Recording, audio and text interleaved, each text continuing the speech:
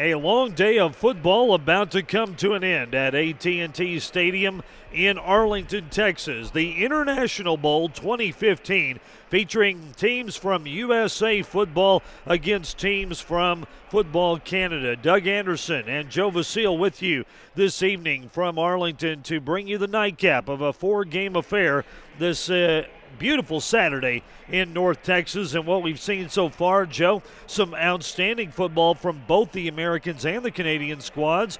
A win for the Americans in the first game of the day, but Team Canada has won two in a row as we head into this final game of the day. Yeah, of course, some of the jumbling around of the scheduling might have played a little bit to do with some of Team Canada's victories, but still, that's not to take away from anything they've done on the field, certainly proving out there today that they are talented, they belong out there, and of course, obviously also coming away with a couple of pretty big victories. But this game I see perhaps swinging back in the favor of the Americans. They've got a stifling defense, does this team, and they should have some good success out there against Team Ontario. And they've got some impact players that we can take a look at, including on offense, very intriguing quarterback in Lindell Stone, a 6'2", 205-pounder from Woodbury Forest in Virginia by way of this area. He played junior high ball at South Lake Carroll in the North Texas area, was slated to be Highland Park's quarterback, but then ended up in Virginia where he's had a nice campaign. But you mentioned the defense, and there's three stars right there on the defensive side of the ball, including the linebacker from Plano East, Anthony Hines, and another local product, Lauren Mundy, the linebacker from Bishop Dunn here in the Dallas area. And certainly that Plano East team is one that has gained some good national recognition over these past couple of seasons, and for good reason. They are usually a loaded team that's got a lot of stars, and he's certainly one of them. Well, they have produced great recruits, no question about it, throughout the years. That area is a hotbed of talented football players, and certainly so is the entire state of Texas. We'll see quite a few Texans on the field tonight, but a lot of players from other parts of the country as well. Gary Swinson is the head coach, brought to you by Marriott. He is the under-17 head coach who hails from West Des Moines Valley, West Des Moines Valley, I should say. Yes, we had the up and down there on the graphic. I kind of got mixed up on that one. But West Des Moines Valley is where he hails from, and we'll see if he can lead this Team USA to a victory in this ball game, as they will be set to receive the ball first here tonight. And Team Canada, Football Ontario, will kick off. We already saw a team from Ontario win earlier in the day, as the younger version of Football Ontario was on display, and they had a terrific performance in winning their ball game. But now we will take a look at this version of Football Ontario as they kick the ball away. It's a deep kick. It will sail out of the end zone, and Team USA will have the ball on the 25-yard line to start things off offensively. You know, I was going to mention right out of the gate that the kicker for Team Ontario, Gabriel Semenek, has kind of a physical resemblance to Sebastian Janikowski, not only in kind of his build, he also wears number 11 and is a lefty kicker, and from what we just saw right there, resembles him in leg strength too. He gave that one a nice boot. He certainly did. Good kick to start the ball game, and out to run things at quarterback for Team USA will be Lindell Stone, the 6'2", 205-pounder. Young man who his reputation has preceded him at times. He was offered a scholarship by UCLA as a freshman in high school. Hands off on the first play of the game. Jet sweep moving around the left side. Eddie Lewis for Team USA, young man out of New York, and he picks up a nice chunk of yardage on first down, very close to a first down at the 35-yard line. In fact, they will move the chains. Yeah, there's not too many guys out there anywhere that can say that they were offered a scholarship to a Pac-12 team to go play football as a freshman. Just shows the potential that people think this kid has. Halfback option pass. Downfield it goes. It will be incomplete. The pass thrown by Isaac Freitas. There's a penalty flag downfield. The intended receiver on the play was Eddie Lewis, and Lewis was bumped a bit on the route.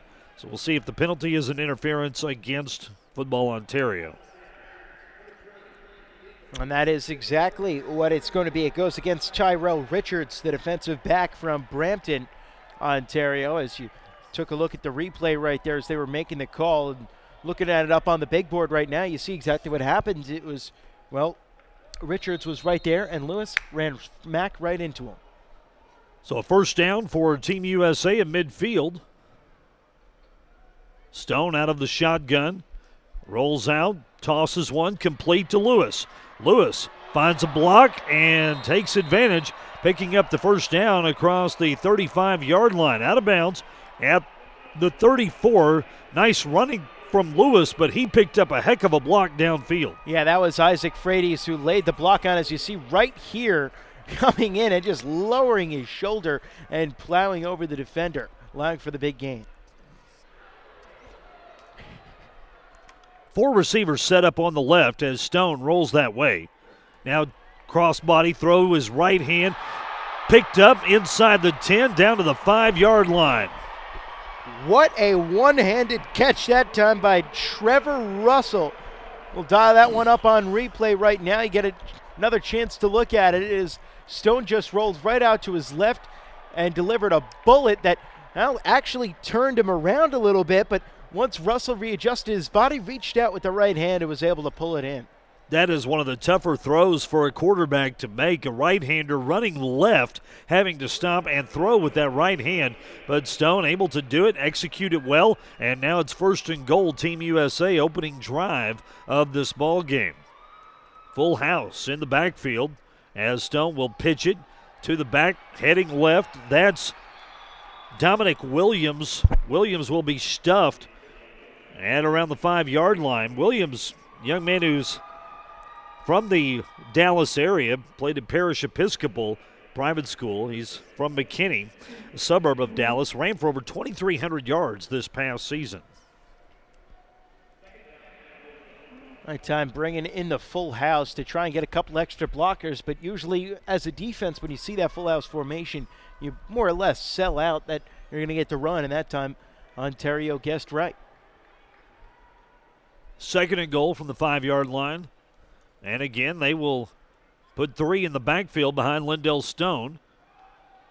Once again, handoff going up the middle this time for Williams, and he is stopped around the 4-yard line. Only a yard on the play. Teddy Mansell for Team Ontario with the tackle. And as you take another look here at that play, I'd like to see here on 3rd down, Team USA go back to the air. They've tried the ground a couple of times. Now take a shot through the air. Looks like that's what they're set up to do. Stone in the gun now.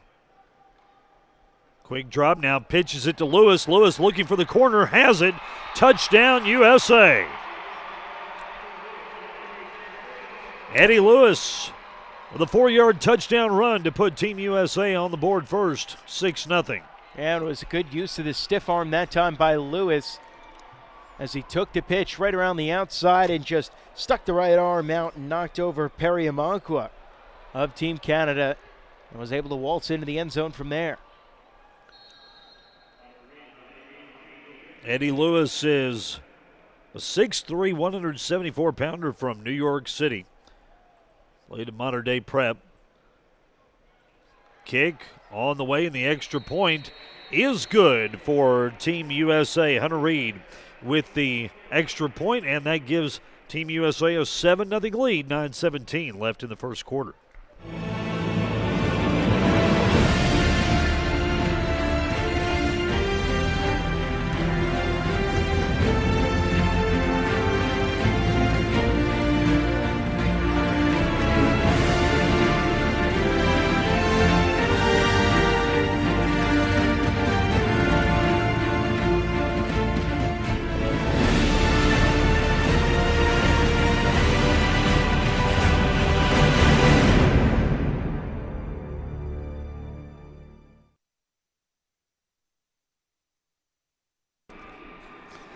Eddie Lewis with a touchdown for Team USA.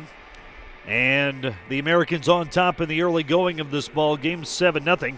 This is the under-17 national team for USA football, playing the under-17 team from Canada, hailing from the province of Ontario. Doug Anderson, Joe Basile with you on a great day for football here at AT&T Stadium in Arlington.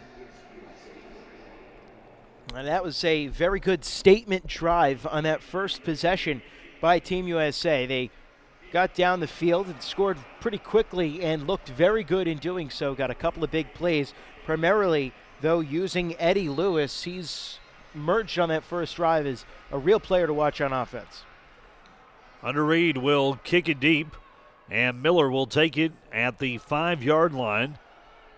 Miller across the 20, heading toward the near sideline, stays in bounds until he is knocked out at the 32-yard line. Nice return for Malcolm Miller, a running back from Brampton, Ontario. And for the first time tonight, we will see the offense for Football Ontario, Team Canada's representative here at the International Bowl. And we want to thank Sports Authority for being an official sporting good provider of USA football. And also thanks to Riddell, the official helmet and protective equipment partner of USA football. Great sponsors that we have on the broadcast, and a great event taking place here this week in Arlington, Texas. Not only do you have the International Bowl and great games taking place here, not only this weekend, but the big one next weekend, the Under-19 championship game. But you also have the signing day breakfast, which will take place here at AT&T Stadium, all a part of the USA football festivities this week. Yeah, it certainly should be an excellent, 2 weeks really from the time that everybody starts to get here to the time everyone files out, but certainly a great time and such gracious hosts that the Cowboys have been here at AT&T Stadium, and that UT Arlington will be next week. Handoff, short, up the middle, not much of a gain there for Team Canada. Malcolm Miller with the run. He was tackled on the play by Team USA's Santonio Marichal. And he's really, as we mentioned him as one of our highlight players before the game, somebody to keep an eye out in this Team USA defense. Really a guy who has got great sideline-to-sideline speed, can really track down the ball carrier wherever they are on the field. 6'2", 224-pound linebacker out of Colorado. Pass deflected, knocked down. That was a nice job by Masaki Ertz. Ertz is one of the faster players you're going to see on Team USA, and he did a nice job of anticipating that pass and knocking it down. It was a good job defensively that time to, like you said, anticipate where the pass was going, get the hand in the way. 3rd and 15. Dropping back under pressure and going down is the quarterback for Team Canada. A rush put on by Lauren Mondy, the linebacker, as he was able to bring Benjamin Schmidt to the turf. Yeah, Lauren Mondy, a local product out of Grand Prairie, Texas, plays at Bishop Dunn Catholic. Got in off the right side that time. Just an explosive first step allowed him to get in and come up with the sack. Big highlight for him to be able to play here at the home of the Dallas Cowboys, and makes a big play as part of his experience. Gabriel Simonek will punt for Team Canada. Sends this one to midfield, taken by Eddie Lewis. Fair catch called for and made it around the 48-yard line. So Team USA, who leads by a touchdown at 7-0, has a chance to add to their lead on their second possession. Oh yeah, that's going down. Oh, yeah, let's get some rocks back.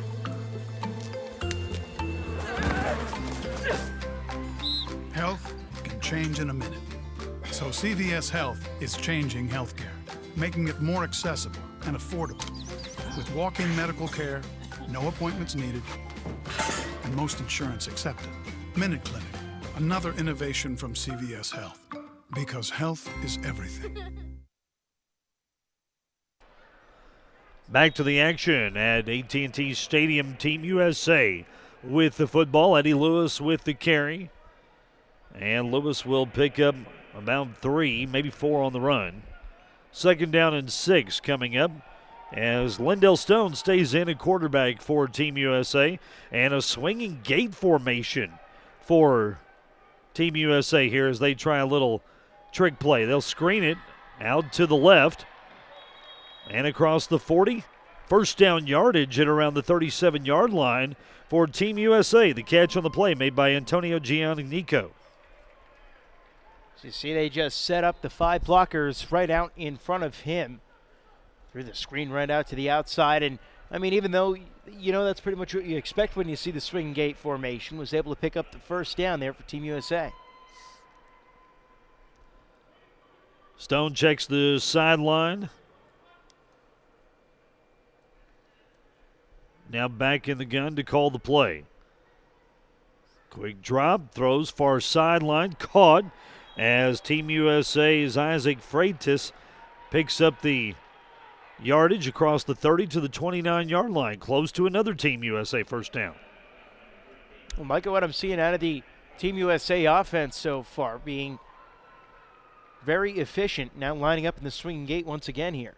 Stone, quick pass on the screen. This time, Team Canada sniffs it out as Noah Pettinger was taken down in the backfield by Team Canada's Teddy Mansell.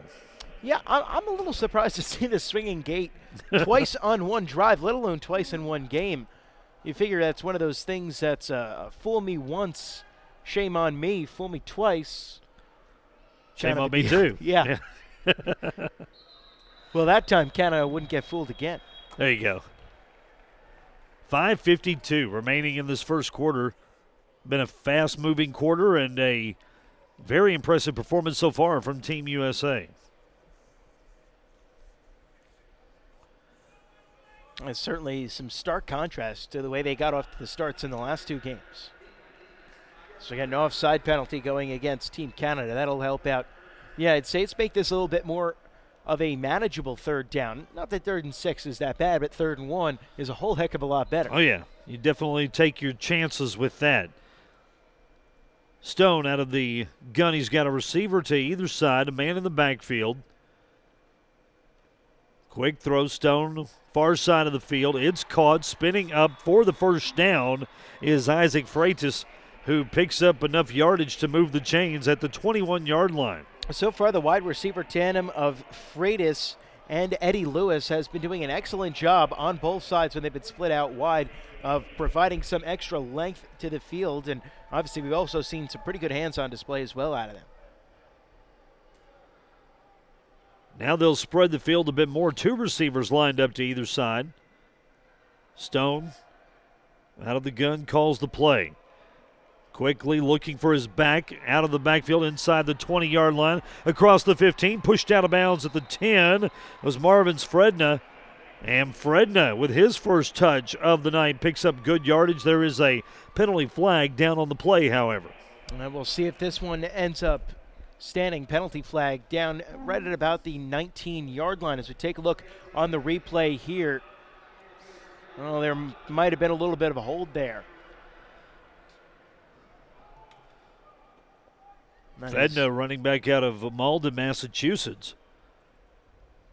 That is what the call was. So that backs up Team USA all the way to about the 30-yard line.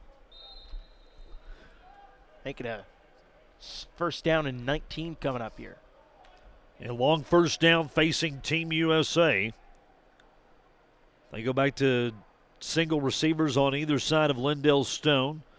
Quick throw, Stone, near side of the field. Freitas again, the receiver that he is targeting, and this time he picks up another positive play down to the 21-yard line. 9-yard pickup for Freitas, and he seems to be the go-to guy for Lindell Stone here in the early going.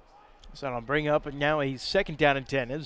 Well, they got a good chunk of that penalty yardage back on that play.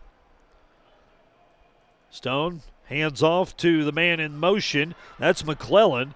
And McClellan is pushed out of bounds inside the 20-yard line down at the 18.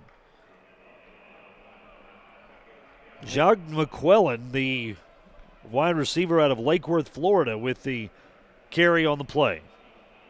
And that time just a little jet sweep as they sent McClellan in motion before the play and ended up doing that. We're seeing a lot of trickery out of Team USA so far here. A couple of jet sweeps. There was the halfback pass earlier in this one, and then, of course, the now infamous swinging gate formations.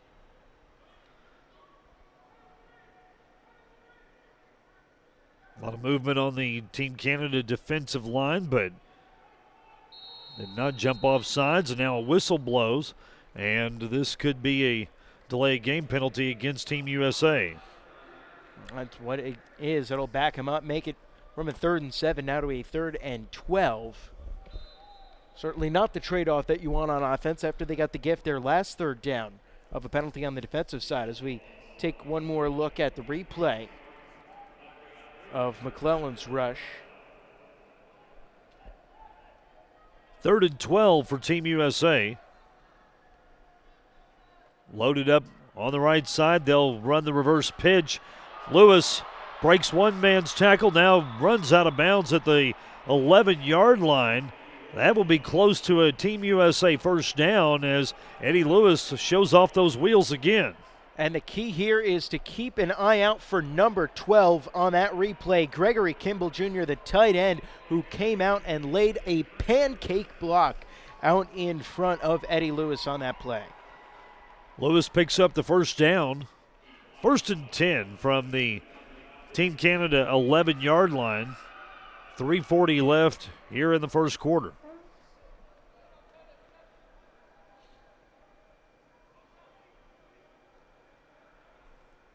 Three men behind Stone. It's a pitch back to Williams. Dominic Williams inside the 10, taken down at the 9. Picks up 2 yards on the run. Bring up 2nd down and 8 for Team USA. That time just a little bit of keeping it on the ground, keeping Team Ontario honest, a more straightforward play that time out of Team USA after a bunch of trick plays all lined up in a row.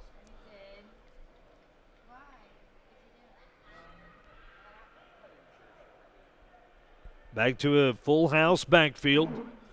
Receiver split to the left is Lewis. Stone throws his way. It's caught inside the 5-yard line. They're going back in the direction of Eddie Lewis on that play. Just kind of got inside the 5, turned around, and there was the ball right for him. Stone delivered a heater to Eddie Lewis. He was able to complete the pass, and Perry Amonkwa with the tackle for Team Canada. Now 3rd and 3. Team USA can pick up a first down without scoring. Changing the look up here at the line of scrimmage. Stone checks the sideline. Now we'll call timeout. They've been jumbling formations and really trying to move players around. Team USA has on offense, showing a lot of different packages to Team Canada, but perhaps that time it got to be a little too confusing as they will have to call a timeout and talk things over. The icon of the game. The icon of competition. The icon of athleticism. The icon of fandom. The icon of the future. The future of football is now.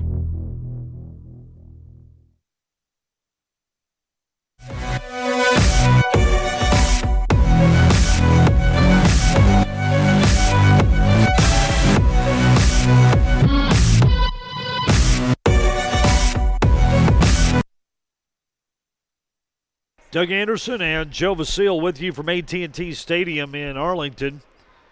7-0 Team USA lead, 2:04 remaining first quarter of the International Bowl. This is the under-17 national team.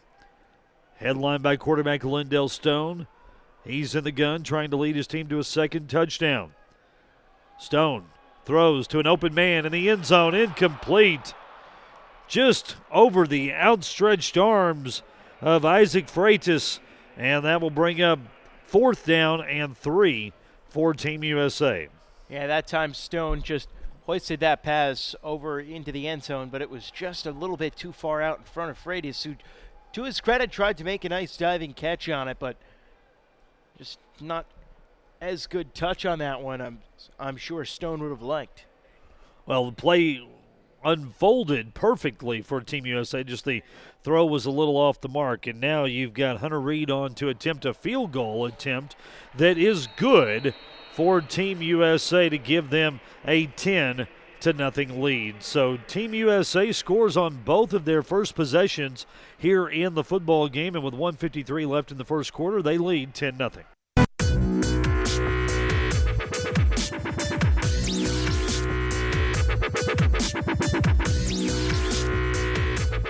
So at St. Vincent Sports Performance, whether we're talking about Olympic athletes or middle school and high school athletes, the foundation is the same. We want to remove dysfunction and then build upon their sport-specific movements to allow them to function at a very high level on and off the field.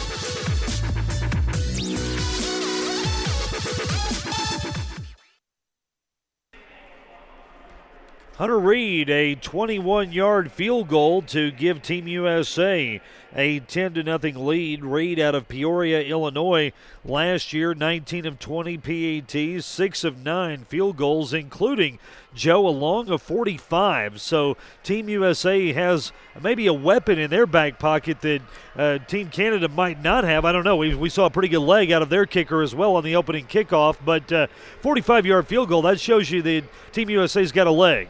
Yeah, they certainly do have a leg, and they've got a whole lot of other things up their sleeve as well, as we found out so far in this first quarter with all the trickery that they've shown on offense. And should be interesting to see what else they're going to end up pulling out in this game, just judging off this first quarter. But like you mentioned, Hunter Reed out of Peoria, Illinois, certainly one of the better kickers that we've seen here today.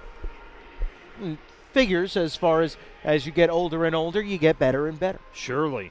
And Reed will kick it away. Deep kick taken by Miller at the 5-yard line. Miller across the 25, the 30. 40-yard line for Miller and up to the 44. Boy, he just had a great scene there. His blockers did a terrific job of opening up a lane, and Miller was able to coast for about a 37-yard return on that kickoff. Yeah, just a great job that time by the blocking up the field for the Ontario team, allowing Miller wide paths to run down and come up with a 30-plus yard return. At quarterback, it's Benjamin Schmidt for Team Canada. Hands off. First play to Malcolm Miller, and Miller will continue his hot running as he picks up a first down for the guys from Ontario. Yeah, Benjamin Schmidt, 6'2", 190 pounds. Resides in Aurora, Ontario.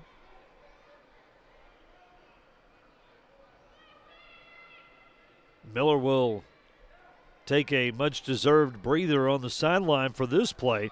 Handoff going up the middle, now bouncing to the left side, inside the 20-yard line, the 10. Terrific run. Tavian Shand as he works his way all the way inside the 5-yard line for Team Canada. Just a good run there by Shand, just a small back getting in there a little bit elusive, just 5 feet 4 inches, 140 pounds, but doing a good job of using that diminutive size to his advantage, kind of hiding out behind the offensive line a little bit before he ended up popping right through the hole. Young man from Kitchener, Ontario. Penalty flag thrown before the snap. Our official was about to make the indication, but one of his crew comes over to tell him something. A substitution penalty against Team Canada. Take one more look here at the end of that last run on the replay screen from the other angle. Team Canada with a terrific scoring opportunity they haven't had in this ball game to this point, with under a minute to play in the first quarter.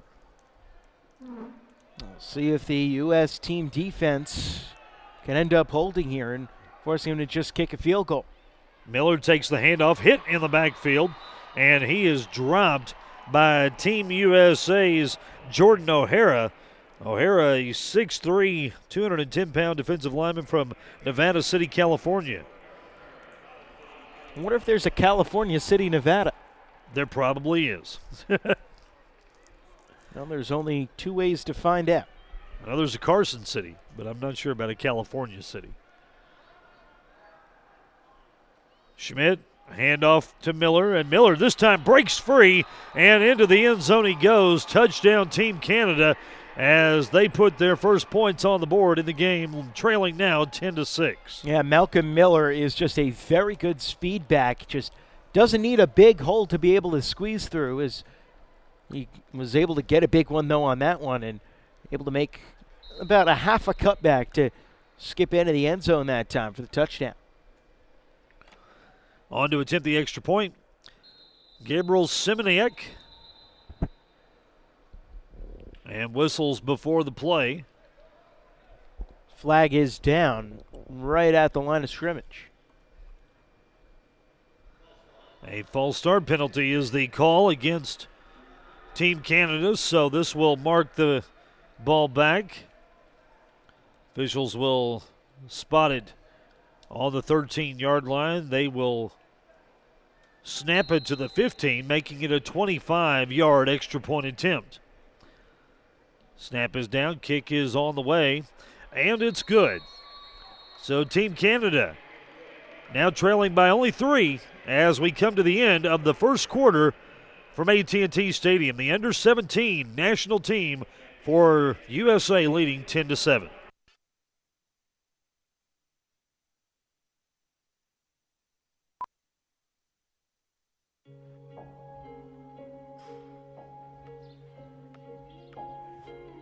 When you get away from smartphones and video games and tablets, it's amazing what you can really plug into.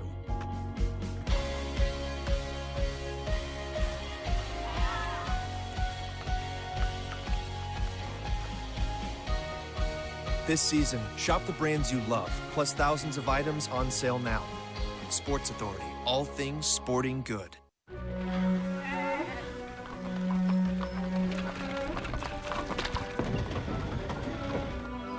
Some people have to travel for work. Hi, Mom. Hi, Dad. Some people get to travel for work. I'm video chatting with my parents. They just moved down to Boca. Honey, can you see us? Sometimes it's the little things that make a big difference. Courtyard, make room for a little fun. Oh, that's the look of someone whose phone is at 4%. Want to plug in? I'm all charged up. Team USA leading Team Canada 10-7 from AT&T Stadium in Arlington. This is International Bowl 2015.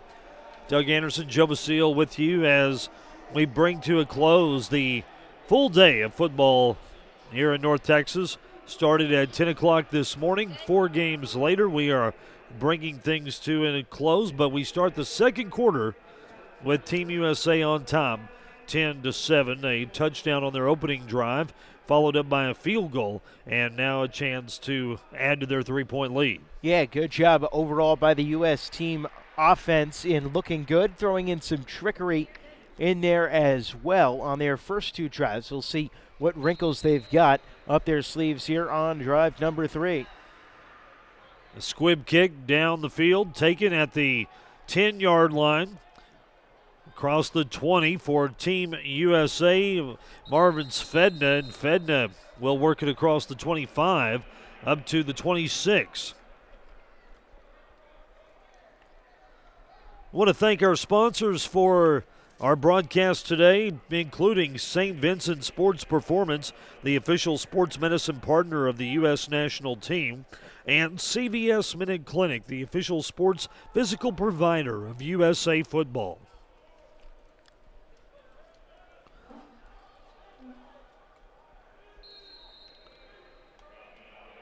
New quarterback in the game for Team USA, Chase Warren, young man out of Central Point, Oregon. He'll take the shotgun snap.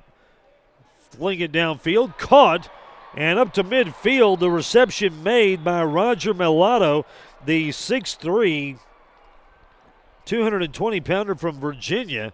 Take another look at this, a tremendous pass and catch for Team USA. And actually, that was Andrew Boston, the wide receiver out of Washington, that makes the catch, but now they rule no good as the ball hit the turf.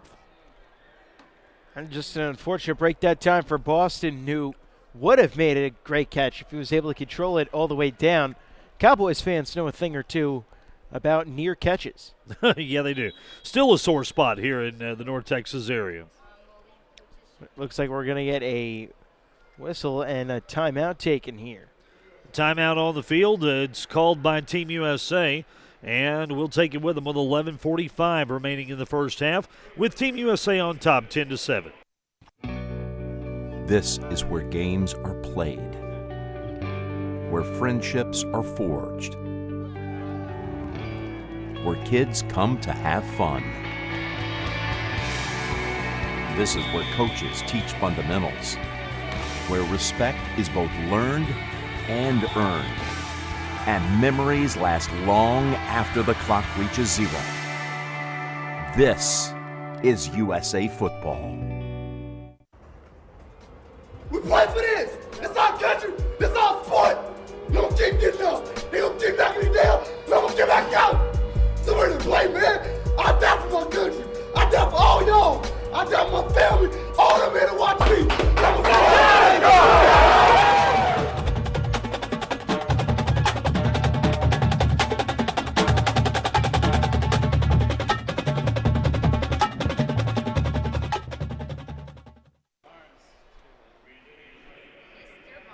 11:45 remaining first half. Team USA with the football, leading 10-7 over Team Canada. Handoff for a yard, perhaps a little more for Antonio Giannico. Team Canada defense stepping up and making a nice play there on the defensive line. That will bring up 3rd down and 10 for Team USA. The quarterback, Chase Warren, 6'3", 185-pounder out of Central Point, Oregon, played for North Medford High School. He'll hand it off. Nice spin move across the 30 up to the 31-yard line by Noah Pettinger, but that will not be enough for a first down. And so it looks like the national team will be content to just punt it away here on this upcoming drive.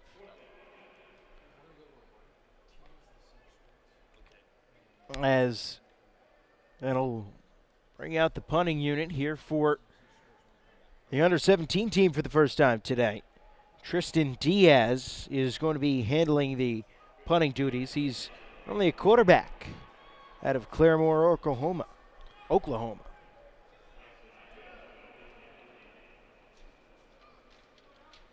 Diaz awaits the snap. And a whistle blows from our back judge. Another delay of game penalty. That's been a common theme in today's ball games. It seems like every game we've had, there's been multiple delay of game penalties. Yeah, and it is understandable, at least with some of these kids never having really played together before. You're still getting together with, as far as the team chemistry, knowing everything, getting all the positioning right. But it's still something that makes you pull your hair out as a coach. Punt from Diaz, a good one, landing at the 36 and taking a Team USA bounce. Now we'll roll back the other way, and Team USA downs it at the 34-yard line. Team Canada will have the ball there when we come back, and when we come back, we'll be joined by Chris Barnes, president of Siege Sports. Stay with us.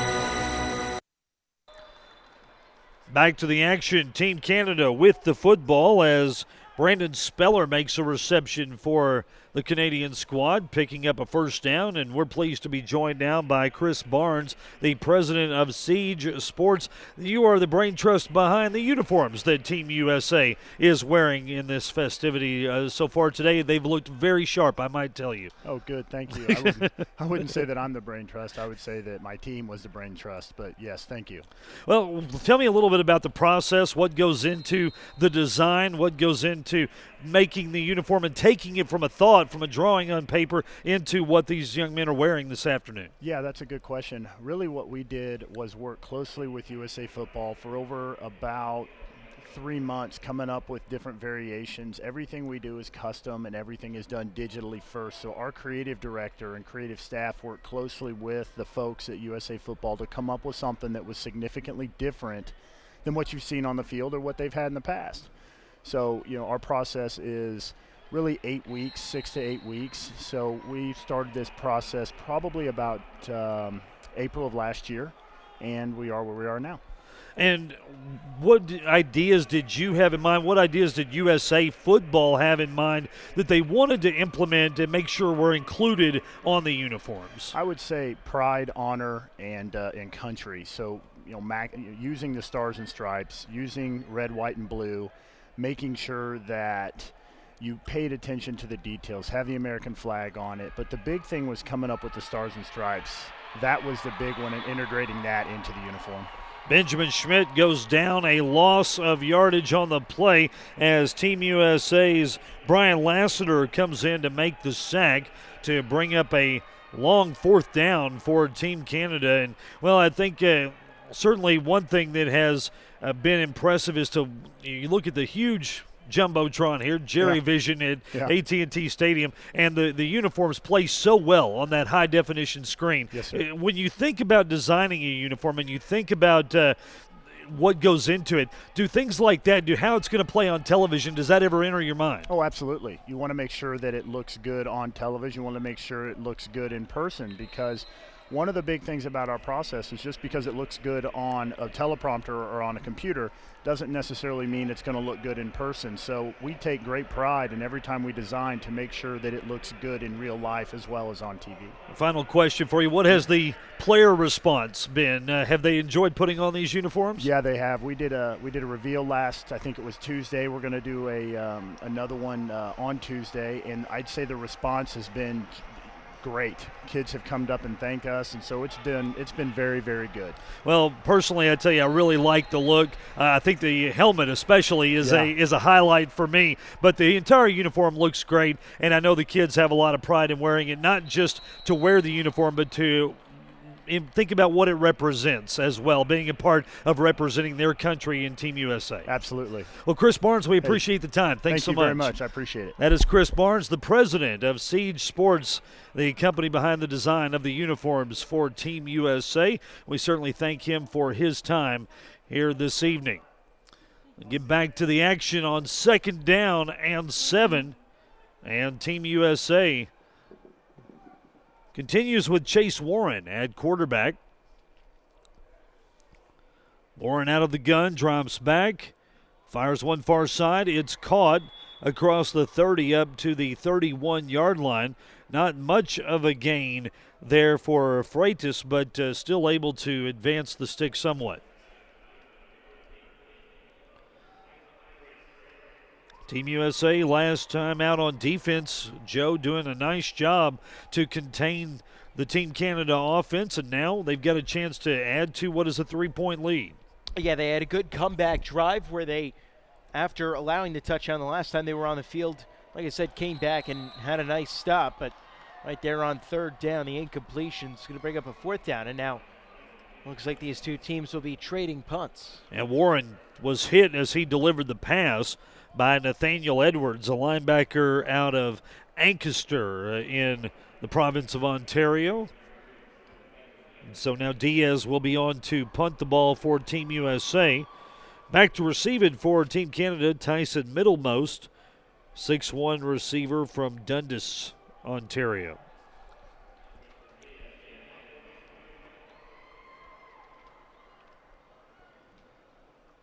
A little bit of a delay here as we await the punt. Here comes another delay of game penalty. Indeed. A delay game against Team USA. We saw a nice leg from Diaz on his first punt. We'll see if he can put some leg behind this one as well.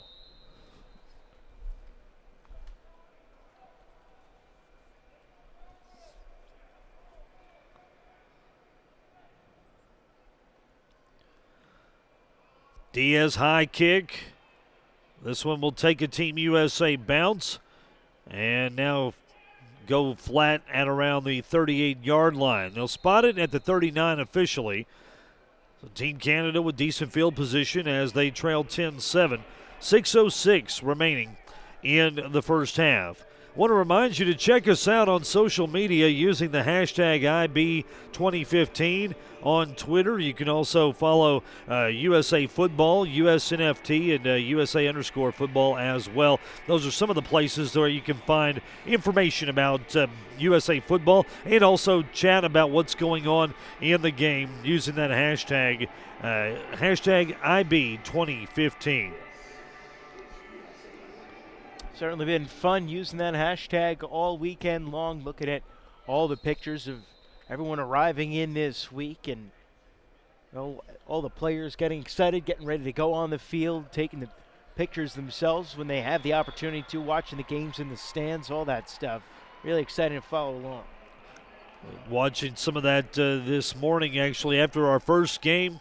A couple of players from Sweden taking pictures of themselves down on the field and then tweeting those pictures out, and just talking about what a great experience it's been for them to play here in Texas, the home, really, of high school football fever in our country. And what better place to play than here at AT&T Stadium. Quick pass, caught far side, out of bounds, 40-yard line. That time Schmidt was able to find Julian Mitchell for the catch, but not much of a gain out of the play. Yeah, and I'm glad you brought it up, Doug, as far as the high school football fever here in the state of Texas, because this was something we were talking about a little bit off the air in between games.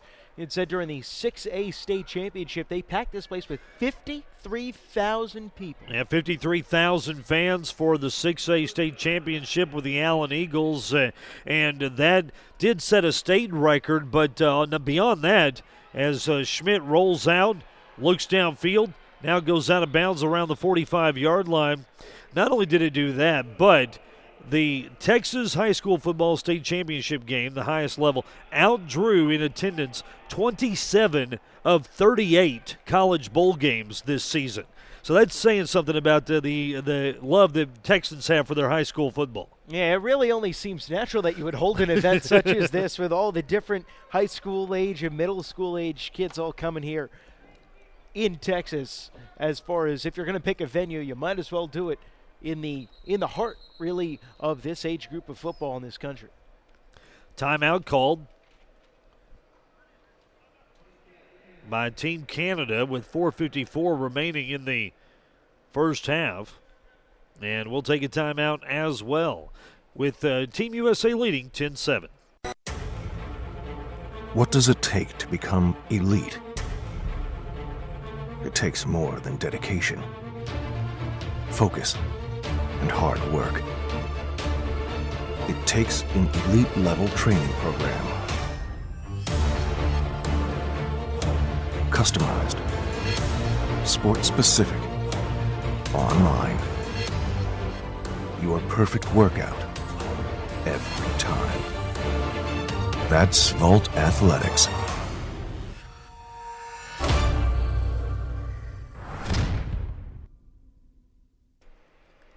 Doug Anderson and Joe Basile with you from AT&T Stadium in Arlington. Team USA holding on to a 3-point lead over Team Canada, the under-17 national team on display this evening. Glad to have you with us on ESPN3, on YouTube, wherever you might be watching this evening. Big day for football, big day coming up, of course, tomorrow, Joe, the Super Bowl taking place. And, of course, the Super Bowl not too long ago was held right here at AT&T Stadium. That was a notorious week for North Texas because for a region that hardly ever gets any bad weather, Super Bowl week was plagued with the worst weather that this area has seen in a long, long time. Yeah, it's kind of funny. Last year around this Super Bowl time, everyone was always worried about the weather and the cold weather up in New Jersey. Ended up being the nicest day of the winter, the day that the Super Bowl was at the Meadowlands. And here in Dallas, where you'd never imagine bad weather, they ended up having some bad one a few years ago. Shouldn't be any weather problems in Phoenix tomorrow, I wouldn't think, for the Super Bowl between Seattle and New England. Not unless the dome springs a leak. Other things that have happened, I'm just checking out Twitter a moment ago, looking at that hashtag IB2015, but also noticed that some people are tweeting the Hall of Fame inductees have been announced in the National Football League, and a couple of local ties finally earning their recognition and making it to the Hall of Fame. Charles Haley, who of course played for the Dallas Cowboys for many years, won 5 Super Bowls between his time with Dallas and San Francisco, as quarterback for Team USA goes down across the 25 at the 26-yard line. That's Diaz, who has checked into the game at quarterback. But also Tim Brown, the former Notre Dame and Oakland Raider great, who played his high school ball at Woodrow Wilson High School here in Dallas, has been named to the Hall of Fame as well. So congratulations to those guys. Yeah, it looks like Jerome Bettis as well, part of the class of 2015 in the NFL Hall of Fame. Have you ever been up to Canton? Never have. Would love to go sometime. It is a beautiful trip. It's in the middle of nowhere, so you have to be going to the Hall of Fame if you're going to that area because there's no place else to go. But it is well worth the trip to go and visit the NFL Hall of Fame. Some of the players that we're watching today might, who knows, one day end up in Canton, Ohio in the Hall of Fame. In the meantime, we've got Diaz out to punt after the offense could not manage to move the ball for Team USA. 3:24 remaining in this first half. And I would also be remiss if I didn't mention that coming up there's actually a U.S. football regional development camp taking place in Canton, Ohio. So that is another reason why you might be stopping through that Eastern Ohio city. Well, that would be a great camp to attend. You could kill 2 birds with 1 stone. You go to the camp and you visit the Hall of Fame as well. That really is the best of both worlds right there. I got to tell you. Timeout on the field, 3:24 remaining in the first half. Team USA leads by 3. At the NFL and at USA Football, we care. We care about your kids. We share the same concerns. We're on your team. Heads Up Football is an incredible program, and when you join with USA Football and you see what they're doing and your league is affiliated, that's the stamp of approval that you're going to have a coach that knows what he's doing, a kid who's learning the proper technique, equipment that fits, so that your child is truly playing a better, safer game.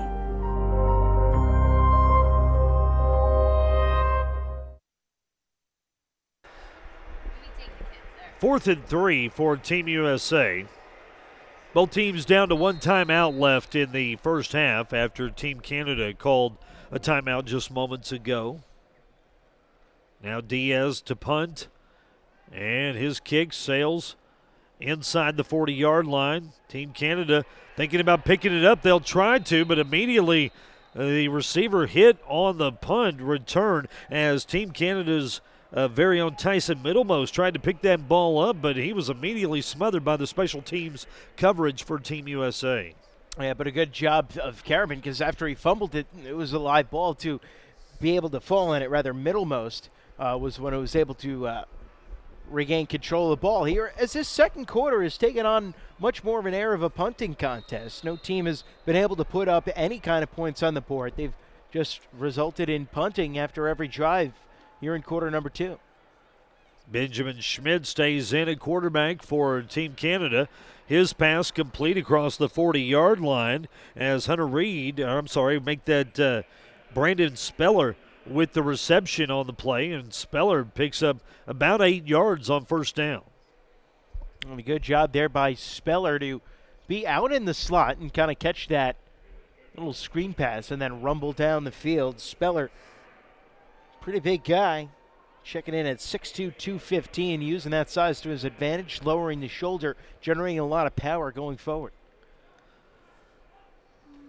Linebacker blitz coming in for Team USA, and it works as Malcolm Miller is smothered in the backfield.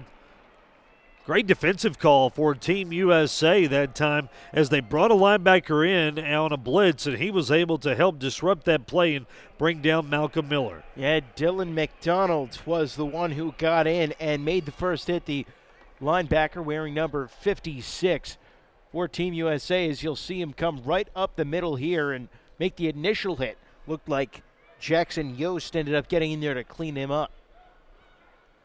3rd and 5. Schmidt to throw. Downfield looking for Speller again, but incomplete. And that will bring up 4th down. Team USA set to get the ball back.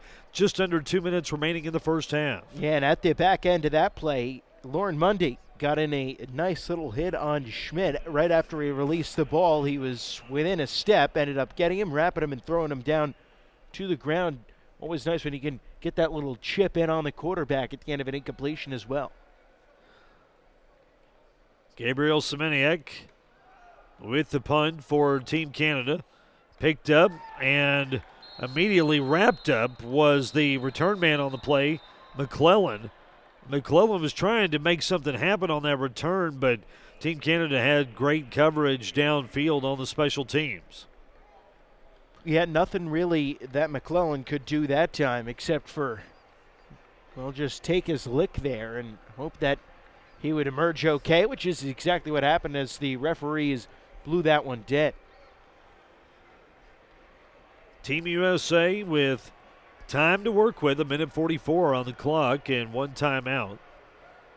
They lead by 3, 10-7, as Lindell Stone will run the offense. Stone, the 6'2", 205-pounder from Virginia, rolls out to his right, plants, throws, has an open receiver, caught, 45-yard line across midfield. First down and more for Trevor Russell, the wide receiver out of Eloy, Arizona, as he moves the ball into Team Canada territory.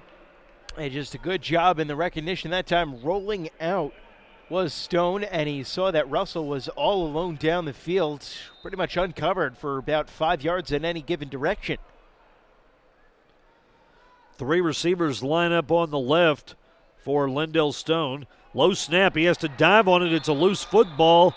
And Team Canada came away thinking that they had it, and they do. Turnover for Team USA as it was a low snap. Lindell Stone couldn't handle it, and Team Canada able to jump on the ball. Yeah, those mistakes happen when you're not really as familiar with your center or as you're the center with the quarterback. And seen a couple of mishandled exchanges throughout the day in the 4 games that we've been covering here today, and that one just an unfortunate time for USA as they were driving down the field here before the half. Now a chance for Team Canada to take the lead perhaps if they can get on the scoreboard. Schmidt under pressure, runs out of the pocket, stays on his feet across the 40, knocked out of bounds, 39-yard line. About a yard and a half shy of a first down for Team Canada. And that will stop the clock with 1:16 remaining in the first half. And a good job to make something out of nothing that time by Schmidt. He was getting chased down from behind, saw he had a bunch of green out in front of him and just made a beeline for the sidelines, but did a good job of angling himself so that he could pick up the additional yardage on his way out. They'll spot him back at the 40-yard line officially, so 2nd down. From that spot, handoff just across the 40 to the 39-yard line for Tavian Shand. Shand close to a first down for Team Canada.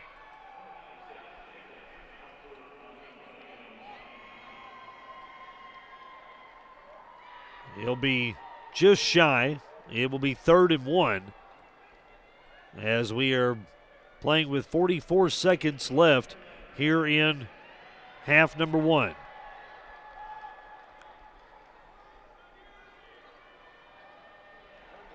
Team USA brings the blitz again this time.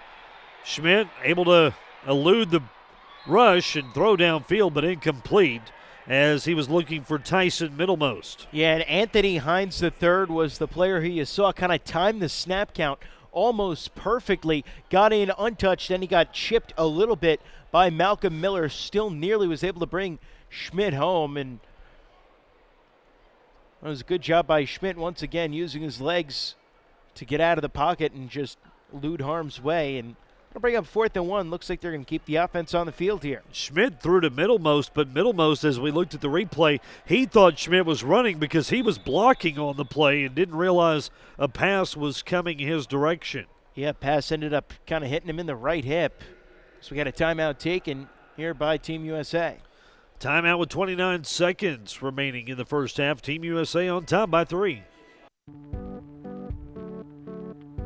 Football, it's life to me. It teaches us so many things. The relationships, the friendships. The proper fundamentals. Learn how not to quit, not to give in. Discipline, and you talk about hard work. It's about shared sacrifice. Being a part of something that's bigger than yourself. Toughness, communication. Understanding how to win, how to lose, how to prepare. Fundamentals of life. Getting up when you're knocked down. Cooperation and teamwork. It's about doing things the right way with integrity. The work ethic, camaraderie. Above all, it's teaching the teamwork aspect, the selflessness. That's football to me.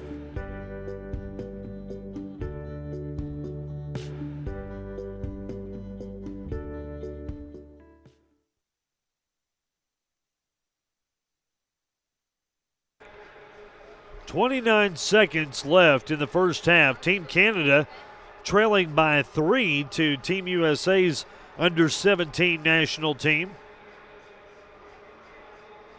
They are certainly in a position to try and tie this game up, but they need a conversion on 4th and 1.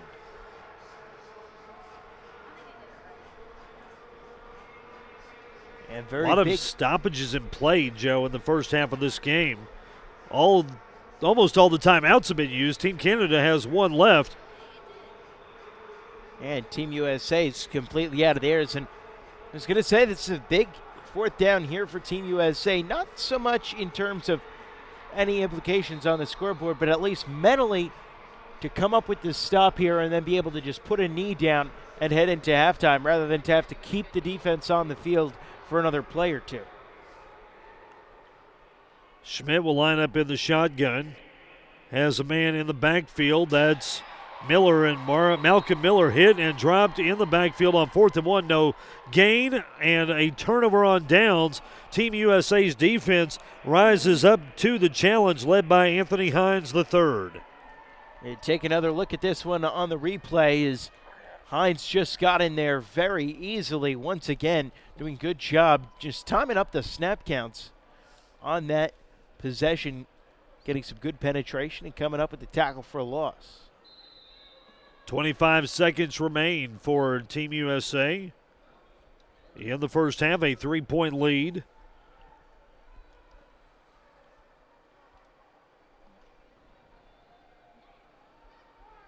Four receivers, 2 split either way for Lindell Stone. Pump fake for Stone, now looks downfield, will run it across midfield to the 45 and wrapped up at the 43-yard line. Lindell Stone tackled by Nathaniel Edwards, and a nice run from Stone to pick up a first down. As we'll take another look at it, he kind of quickly made that decision to pull the ball down and run as he saw there was nothing developing down the field, and now 10 seconds left. Another chance for a play for Team USA, but Team USA has no timeouts. Yeah, whistle and a stoppage here with 6 seconds left on the clock. Not exactly sure what the cause is here. Is the referee and the side judge getting together to talk something out? Team Canada coaches telling their secondary to move way back. Prevent defense here for Team Canada, as they want to keep any long play from developing for Team USA. And now Lindell Stone will spike it with 2 seconds left in the first half. So we'll see what it is, whether they go for the Hail Mary or maybe the hook and ladder. Coming up here with just 2 seconds left. Personally, I'm a big fan of running the fumble-rooski here. Hey, it might work. You never know.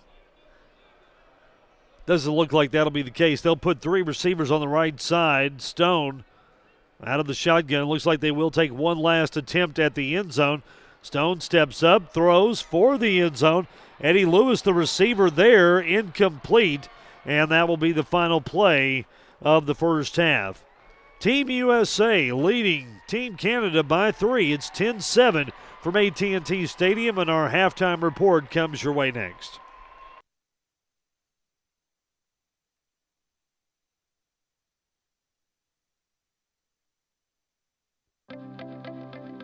USA Football was created to lead the development of the sport, to provide leadership to a fragmented landscape, and take responsibility to strengthen the game's foundation.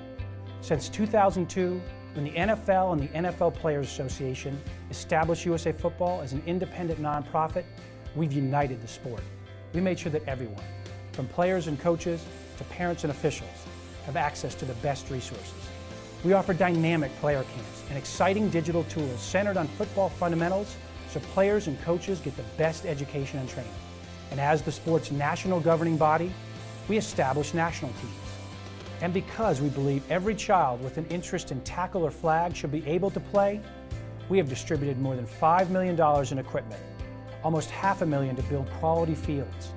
Simply put, USA Football has set new standards for excellence in teaching, organizing, and advancing youth football. So what's next? What's the next 10 years look like? Heads Up Football is a new approach the NFL and USA Football are embarking on to change the culture of this sport. It's America's favorite sport. We need to be the guardians of the game. We need to protect this. Heads Up Tackling is addressing that issue. USA Football, thank goodness for it. This is extremely important. Never has there been a greater responsibility for coaches to get it right, to be educated, to be consistent, to get the right training, and to teach the right technique.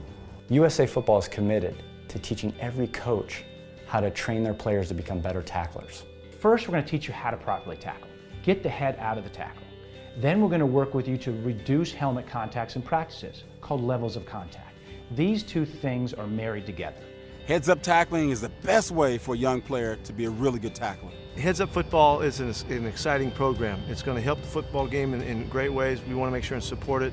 All coaches have to face this responsibility because ultimately they're telling these young players what is right and what is wrong. This is the first time that anyone's ever taken a comprehensive approach to this complex problem. It starts with online coaching education program, the only nationally accredited program that's available for youth football today. But the next step is a checks and balance. Now we get the Heads Up Safety Director, someone that USA Football will personally train, that will be there at every single club across the country to ensure that they are teaching proper tackling, that they're using the proper practice plans, that they're making sure they're creating a better, safer environment for every one of the players that are participating. So now parents can be confident that they have a Heads Up Football director as well as coaches that are properly trained. Now they're going to see and they're going to learn with the coaches. This is how you properly fit equipment. This is how you properly teach tackling. This is concussion management. We're going to give the confidence to the parents and ultimately the players that now there is a changed culture. The head must come out of football. You can be tough, you have to be tough to play football, but no one has a tough brain. And so the right thing to do is to take the head out of the game. And I'm proud that USA Football can deliver this and ultimately look parents in the eye and say, we're going to provide a better, safer experience for your children.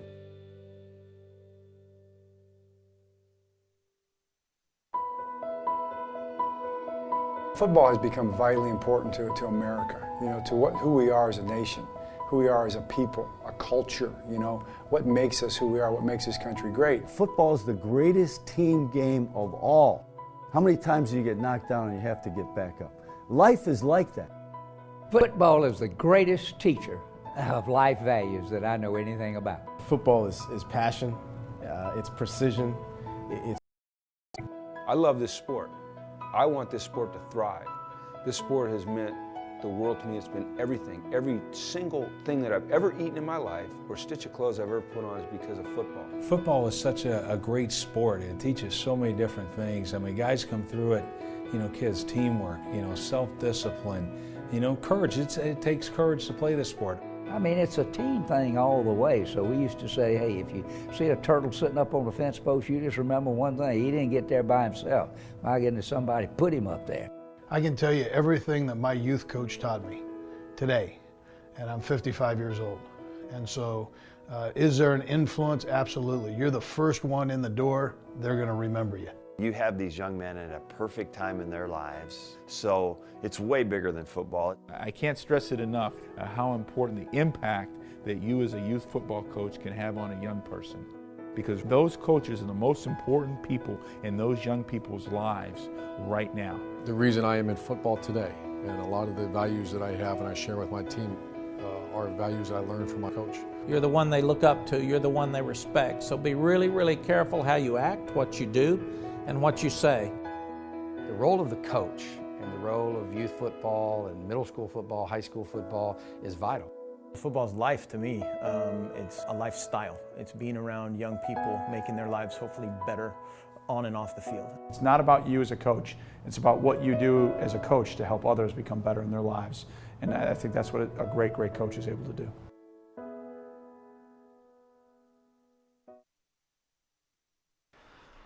Back at AT&T Stadium, it's halftime as Team USA leads Team Canada by a score of 10-7, International Bowl 2015. And if you are watching and you have a son who plays on the high school or middle school level and would like to get involved and perhaps become a part of the national team, this is how you do it. You show up to regional development camps, and they're held all across the country. And starting in just about a week's time, a week or two from now, you've got camps in Phoenix, Arizona, Austin, Texas. At the end of the month, Los Angeles, California, Tampa, Florida, Houston, Texas in March, Jacksonville, Florida, San Francisco in the Bay Area in California, Dallas, Texas in mid to late March, and then at the end of March, Washington, D.C., and Charlotte, North Carolina. And then coming up in April and May, you can see that camps are all across the country. What you do is you go to usafootball.com, you find out more about the development camps,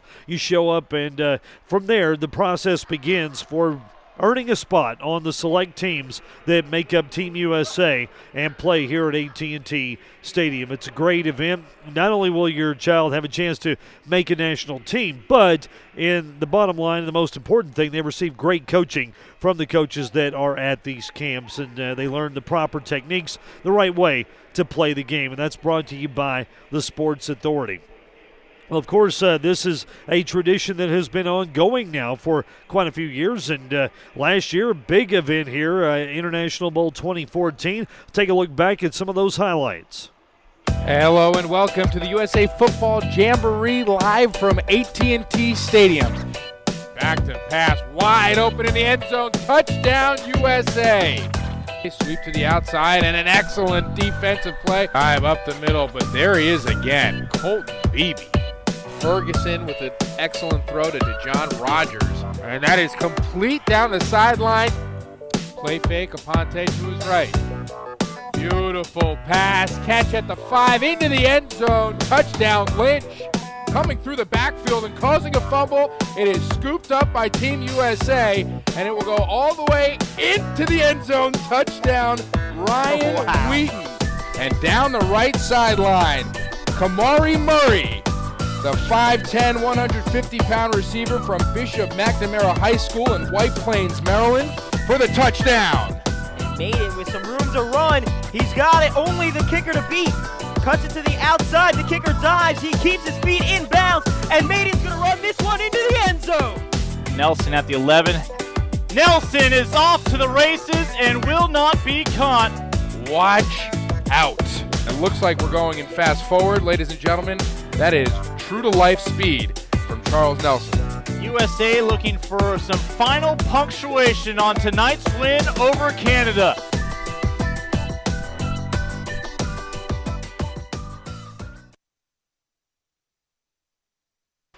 So there's a look at some of the highlights from last year, and you take a look now at some of the distinguished alumni from USA football in this program. You've got potential first-round draft picks this year like Todd Gurley, running back from the University of Georgia, former Heisman Trophy winner Jameis Winston from Florida State, Malcolm Brown, University of Texas, Devin Funchess from Michigan. And then you've got players that are making their name on the college level who just recently were a part of this event. Samaje Perine last year set a rushing record in the under-19 game. He plays for the University of Oklahoma. Charles Nelson from the University of Oregon, who helped them to the national championship game here at AT&T Stadium, part of the alumni that make up USA football. So you can see it's an event that is for everyone, but it also brings to light some of the finest players in the country who are moving on from the high school ranks to the college ranks. Yeah, and of course also from the college ranks eventually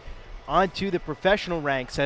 As you mentioned, Doug Gurley, Winston, Brown, and Funchess all have their eyes on this coming draft, and all everyone else on that list in the next 2 or 3 drafts certainly should be good high draft picks. And who knows who we're seeing out there today, who are the Todd Gurley's, Jameis Winston's, Malcolm Brown's of tomorrow. And of course a lot of those guys will be on display at the U19 game next Saturday, and also at the signing day breakfast. They're expecting 50 players, right around that, to sign Division I letters of intent next Wednesday.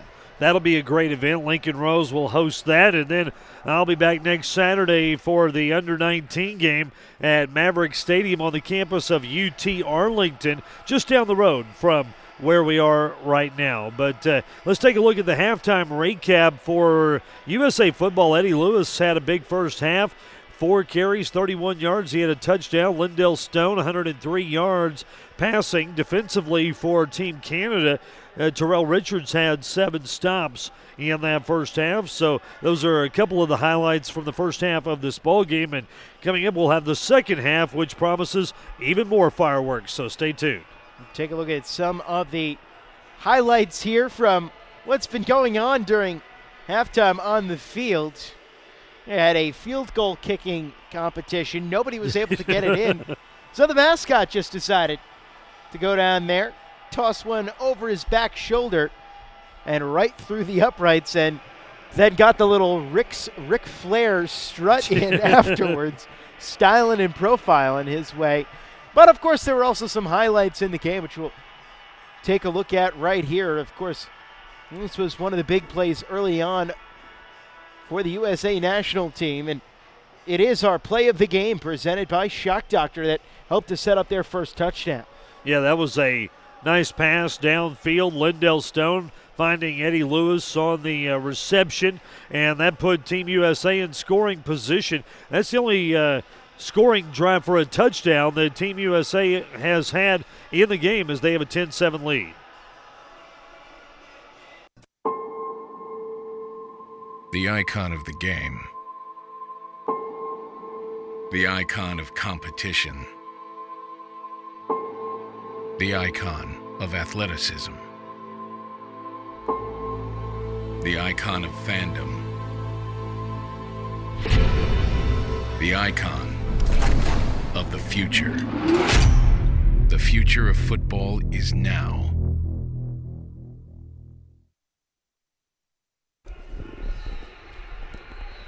Halftime wrapping up and about to get underway with the second half from AT&T Stadium in Arlington. Team USA 10-7 lead over Team Canada. And Joe, we talked about the Hall of Fame inductees. Wanted to mention the rest of the class. We talked about Tim Brown and Charles Haley along with Jerome Bettis, but also former San Diego Charger linebacker Junior Seau and Kansas City Chiefs guard Will Shields, part of the Hall of Fame class of 2015. So congratulations to those guys. So that means Kurt Warner misses out on the Hall of Fame in his first year of eligibility. And Kurt Warner, I think, even though he had an outstanding career, won a Super Bowl, I think it'll be a tough road for him as far as making the Hall of Fame. But certainly there are some outstanding inductees in this year's class. Always good to see at least one offensive lineman get some credit. Will Shields does that for the Kansas City Chiefs, and Junior Seau pretty much a dominant force at linebacker during his time in the NFL. Yeah, certainly Junior Seau, a great player, and well, of course we all know what happened to him after his playing career. A very tragic and premature end, but certainly a great honor for him and his family. Onside kick attempt for Team USA. Ball will bounce out of bounds. That was a well-executed kick, but Team USA just couldn't come up with the football. And Team Canada will have it with great field position as they start the second half. As you can see, Tyrell Richards on the replay there for Team Canada got his hands up and on that ball before it ended up skipping out of bounds, which is why there was no flag for illegal procedure. But there is another flag that is down on the field. We'll check and see what the penalty there is. Might be an offside. That is what it is. Offsides on the kicking team. And Team Canada will decline that penalty, and they'll take the first down with great field position up at around the 45-yard line. Certainly in a chance now to tie it up here with a field goal or perhaps take the lead if they can find the end zone, as is the case with a one-possession game here at halftime. 3 out of the 4 games now that we've seen today have been one-possession game at halftime. The select game, then the U17 games, the first 2 we saw, and now this one right here.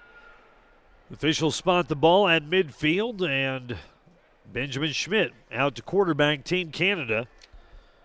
He has been their lone signal caller in the game so far tonight.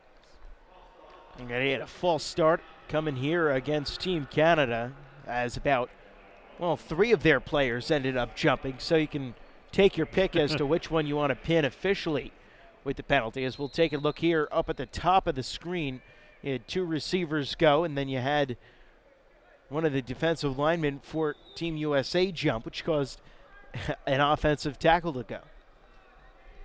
Schmidt out of the shotgun has trips to the right side.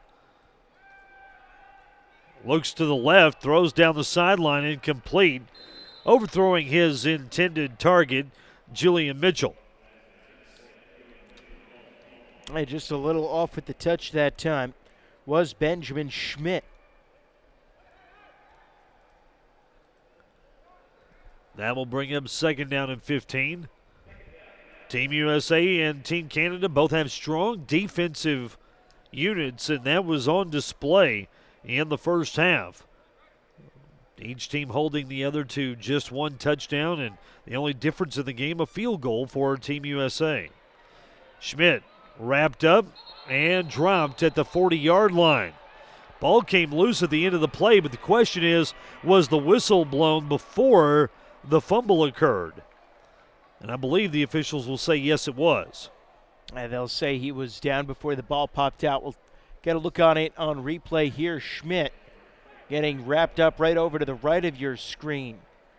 The whistle was blown dead, as you can see the referee walking in from the right side of the screen before that ball came out.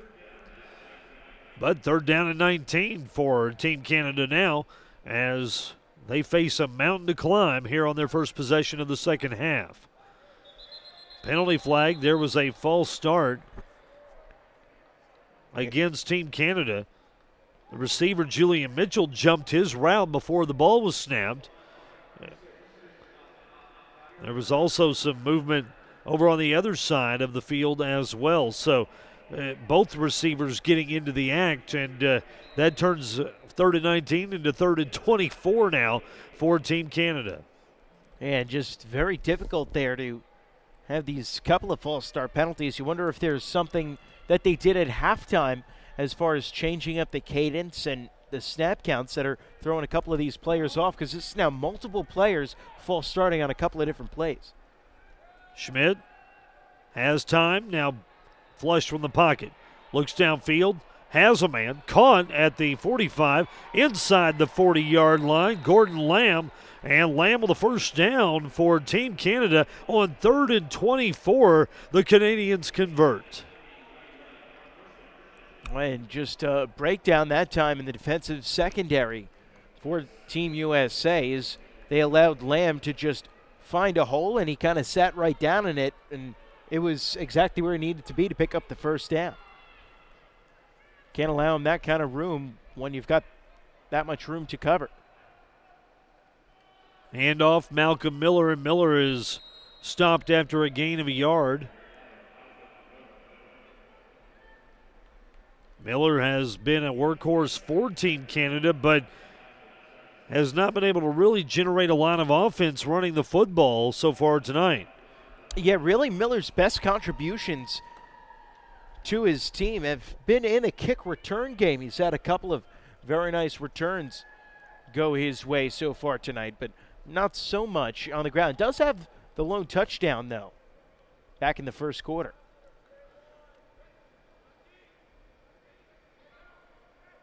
Second down and 9.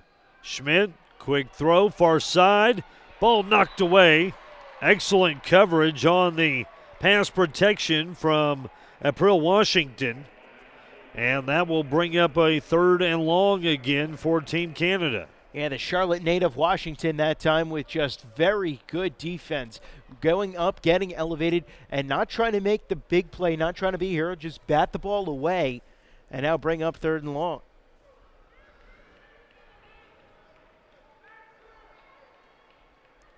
Team USA up by 3. Football Ontario trying to keep this drive going. Schmidt steps up. He's wrapped up and dropped. And Roger Mulatto, the 6'3", 220-pounder from Lorton, Virginia, makes the stop. A good job by Mulatto that time, coming in from his defensive end position to make the stop. Now bring up 4th down, and that'll force a punt.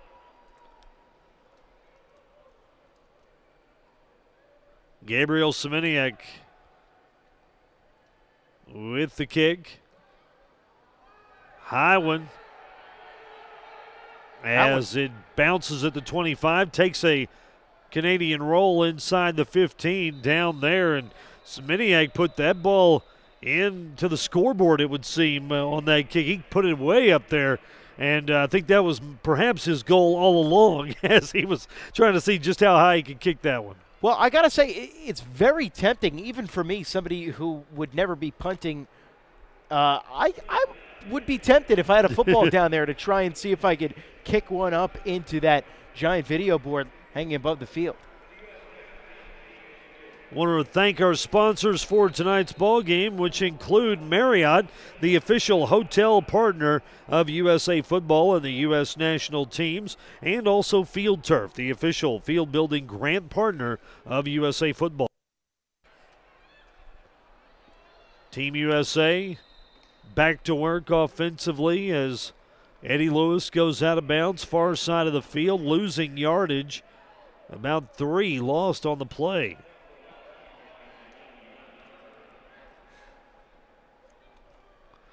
Just a jet sweep for Lewis that he had nowhere to run with. Team Canada doing a nice job of sniffing it out.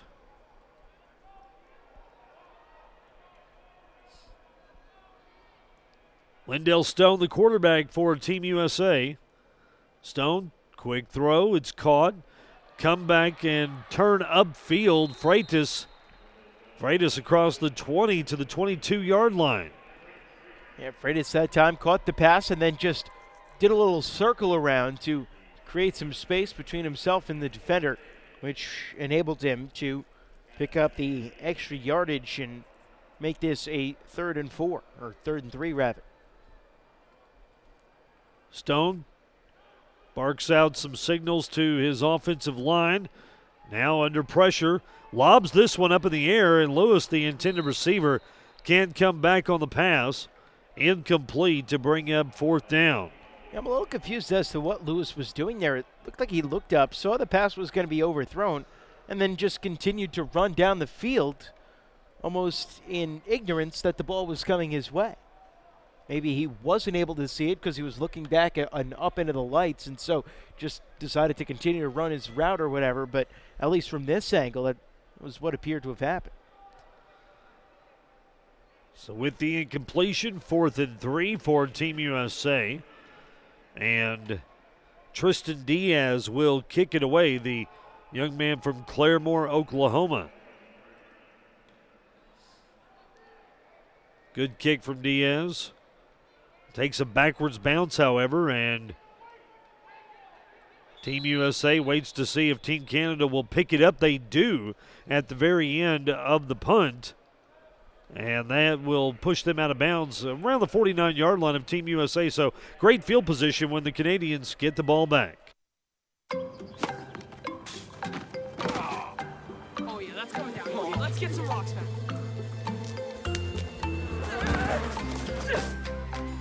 Health can change in a minute. So CVS Health is changing healthcare, making it more accessible and affordable. With walk-in medical care, no appointments needed, and most insurance accepted. Minute Clinic, another innovation from CVS Health. Because health is everything. Team Canada with the football as they try to erase a 3-point deficit. They trailed 10-7. That's been the score for a long time now, Joe. It seems like very early in the ball game it went to 10-7. Team USA scored on their first 2 possessions of the football game, but haven't been on the board since. Yeah, Team Canada scored as the last second of the first quarter ticked off the clock, and we have been stuck at a 10-7 score ever since. This one has turned into the defensive battle that we thought it was going to be at the outset, and then it was a little confusing when all of a sudden there was all this offense at the beginning of the game, and now we're starting to see the defenses have really taken over since. New quarterback is in the game for Team Canada. That's Alexander Douglas, a 6'3", 188-pounder from Cambridge, Ontario. You know, and I don't know what it is that they're doing up in Ontario, but they just produce guys who look like quarterbacks and have good quarterback bodies. And Douglas is one of them. And a good quarterback arm as well. A little strong on the throw that time to Nicholas Danielle, but you definitely see the arm potential of young Alexander Douglas there, but unable to move the ball, and now Team Canada will punt after a 3-and-out. So the Team USA defense clamping things down. And now they'll get the ball back once again here in the third, as this one's turned into a special teams battle, for better or worse. Smeniak with the punt, and a fair catch call for made by Eddie Lewis at around the 15-yard line. So Team USA, who has not been able to move the ball since the first quarter of tonight's ball game, now will get the ball back, still leading by 3. Want to thank sponsor Upper Deck for being a part of our broadcast tonight. Upper Deck, the official trading card partner of USA Football and the U.S. national teams, and also Volt Athletic, the official strength and conditioning solutions partner of the U.S. national team.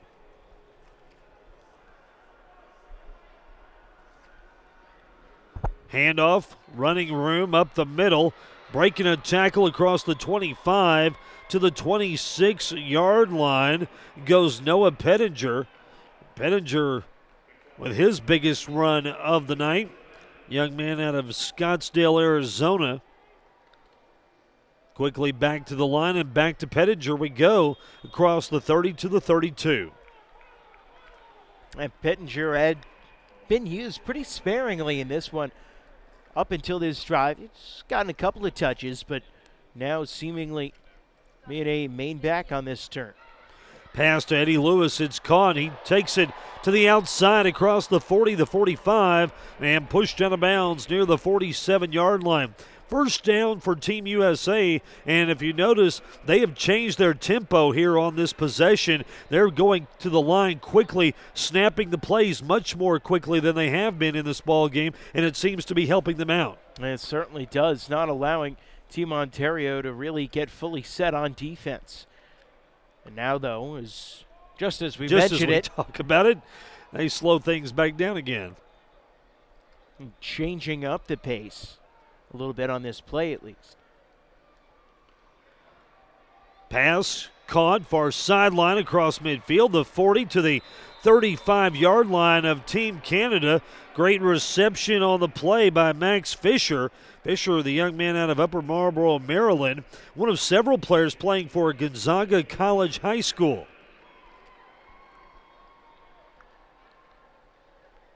Back to the action. Handoff going up the middle, across the 30 to the 29-yard line as Team USA continues to move the football. Marvin Svedna with the run on the play. Stone wants the ball. Back to Fedna.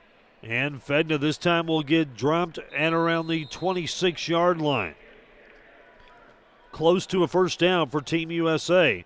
In fact, I do believe it will move the chains. And so just as they had that one play where they slowed down the pace a little bit, now they're starting to pick it right back up again. And the tempo is working for Team USA. As the handoff goes to Dominic Williams, he bounces it to the outside, inside the 10-yard line, still on his feet, churning his way inside the 5 to the 3. A tremendous run from Dominic Williams to set Team USA up first and goal. Just a good job that time by Williams of running through contact. He broke 1, 2, 3 tackles on that single run. Just good determination, never giving up and keeping the feet moving and getting down inside the 5. Stone will keep it. Diving. Touchdown. Team USA. 16-7. Team USA on top after a touchdown plunge from Lindell Stone. And that's a big one right there. It affords Team USA a little bit of breathing room, something they haven't had in quite some time, as this has been just a 3-point game since the first quarter. Now with a little less than 4 minutes left here in the third, USA has got a chance to get their lead back up to double digits if the extra point is any good. Hunter Reed, if you remember earlier in the game, showed off that he's got a pretty good leg. Reed, 19 of 20 on PATs during his high school season. On for the extra point, and it is good. 3:54 remain in the third, and Team USA takes a 10-point lead.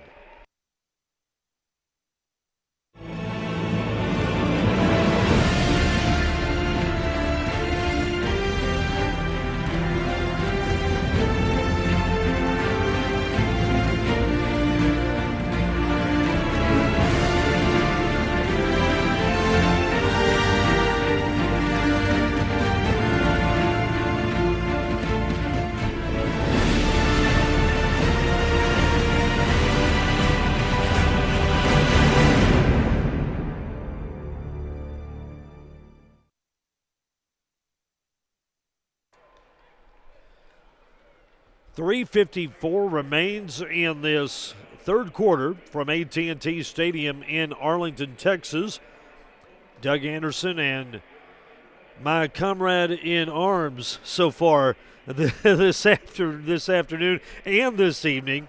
And Joe, I tell you what, the Team USA squad, they certainly looked like they were a little bit just lethargic through the second and third quarters, but that fourth quarter, or they're on that last possession, I should say, something clicked in them. They changed the tempo of their offense, and, man, it really seemed to spark the offense for Team USA. It certainly did. I think that their performance in this game has almost been an allegory of our performance here today. We got off to a strong start. We had that little mid-afternoon lull after lunchtime, and now we're finishing strong here in this one. Well, that might have something to do with a 42-0 Team Canada win in that ball game that we did here in the third game this evening from AT&T Stadium. Other than that, the games have been pretty close between these two squads, Team USA and the International or Team Canada squads. I think it had more to do with those chocolate chip cookies. Maybe so. Maybe so. Those cookies are great. Oh, they were fantastic. Now, you don't find those in New Jersey, do you?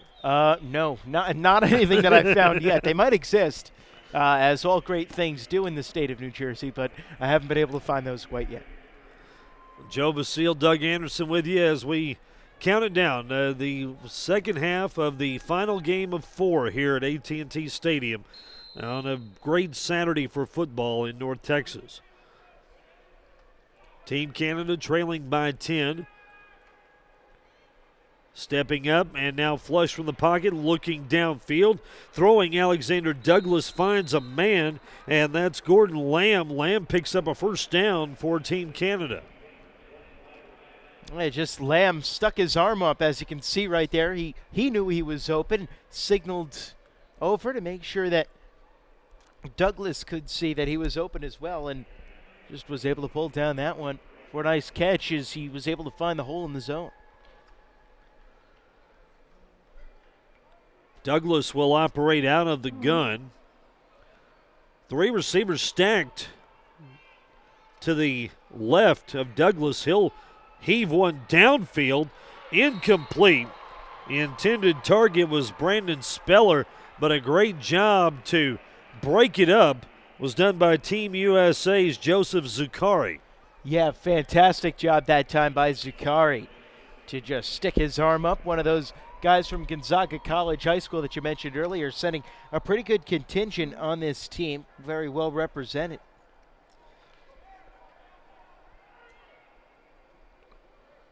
.307 remaining in the third. Trips to the left for Douglas. He's quickly throwing that way and finds Speller, who, after catching the ball, is rustled out of bounds up near the 47-yard line. Short of a first down, that will bring up 3rd and about 6 for Team Canada.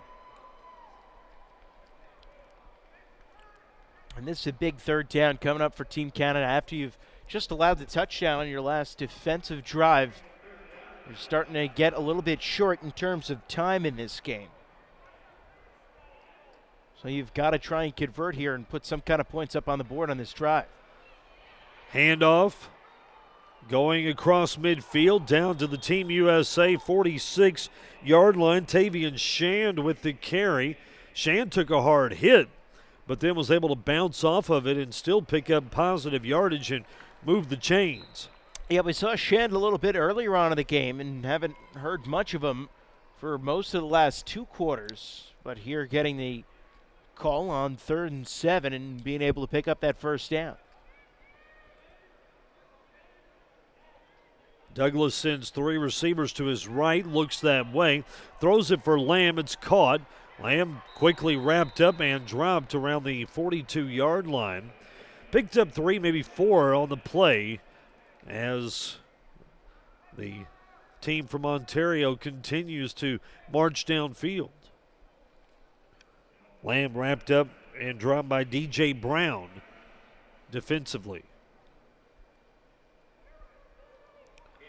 Team USA has 2 number 14s on their squad. Defensively, DJ Brown, the defensive back, and then offensively, Masaki Ertz at wide receiver. Douglas in trouble. He's dropped. Sack from Team USA, led by Anthony Hines III. And Hines, a local product from Plano East High School, making a play for at least defensive MVP honors in this game. Yeah, he did a great job that time, and he was one of those guys that we identified early on in this game as one of the players to watch out for on the defensive end, and Hines certainly has not been disappointing at all and blew up a couple of plays in the backfield early on in this game, and coming up with a big tackle there. Forces 3rd and 12. Douglas dropping back now, lets one go deep down the far sideline. Incomplete. The intended target was Tyson Middlemost, and that will bring up 4th down. Team Canada will punt. So a good stand there by Team USA. They allow the 1 first down, but then end up forcing the punt. And with 7 seconds left here in the 3rd quarter, they get the ball back and really a chance to put this one to bed if they can get into the end zone on this drive. And, of course, eat some time off the clock. Just over a minute left in the 3rd quarter. Semeniuk with the punt. Another high kick. This one will bounce at the 25. Team Canada will watch it roll. They'll kill it at the 26-yard line. So Team USA, leading by 10, takes over with 56 seconds left in the third quarter.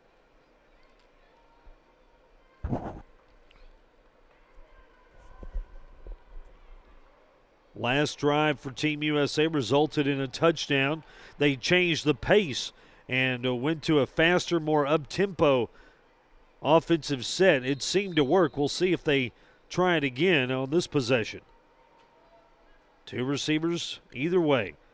Handoff straight up the middle. Dominic Williams, and Williams power running his way to the 39-yard line. First down for Team USA. We'll take another look at that run, that time by Williams. Just same as the last one that he was able to break to get down close to the end zone, setting up that last touchdown, doing a good job of bouncing off of the first contact from the defense. Reception, far side of the field for Trevor Russell, but a flag down at the end of this play. We'll wait for the officials' ruling.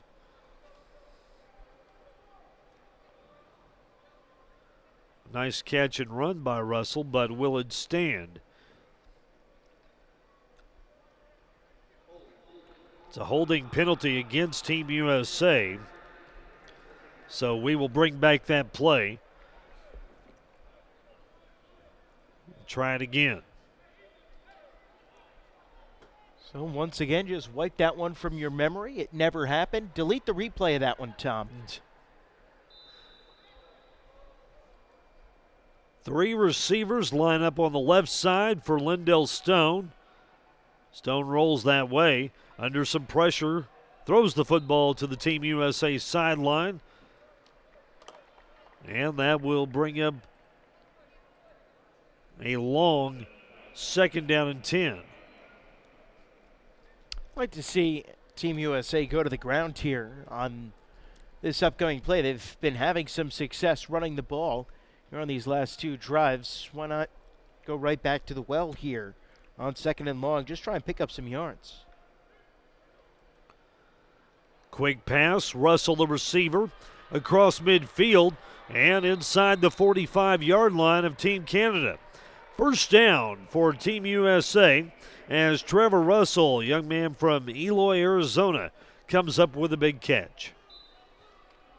And a good job that time by Russell, who might be a little bit hard to tell here. He's got the American flag on the, I guess you'd call it the lower back pad.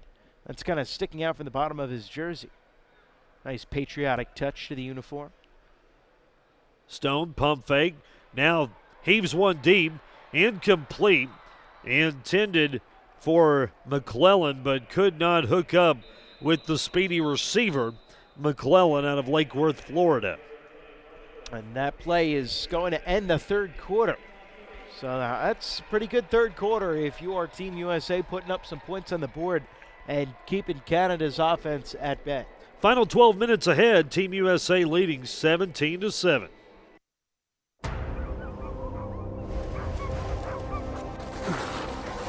Some people have to travel for work. Hi there! Looks like you've had a long day.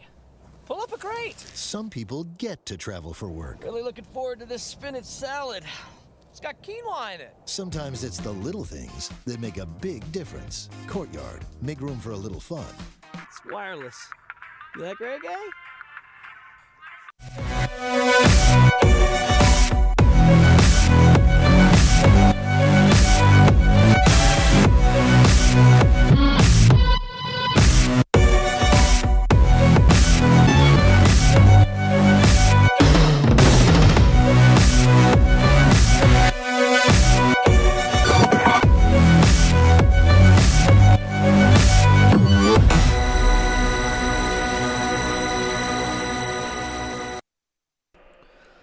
We start the fourth quarter from AT&T Stadium in Arlington, Texas. Doug Anderson, Joe Vasile, the under-17 national team of Team USA leading Team Canada 17-7. Lindell Stone, keeper, right side, picks up some big yardage and a first down for Team USA as he crosses the 35 down to the 34-yard line.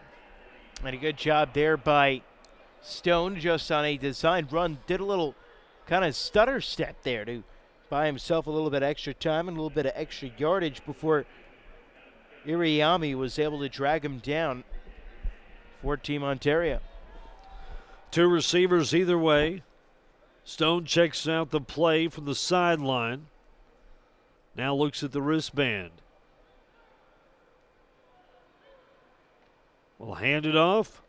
And up the middle for Team USA, Noah Pittenger. Pick up a couple. And that will be good enough for a Team USA first down. That's a good job that time by Pittenger to plow through the middle.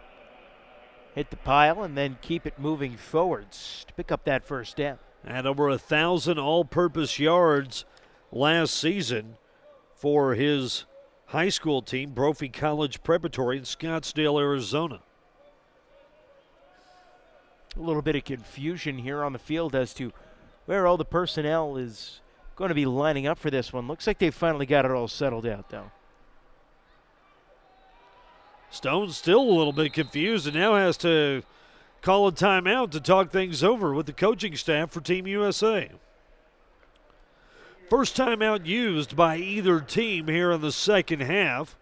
And Team USA will talk things over as they lead by 10.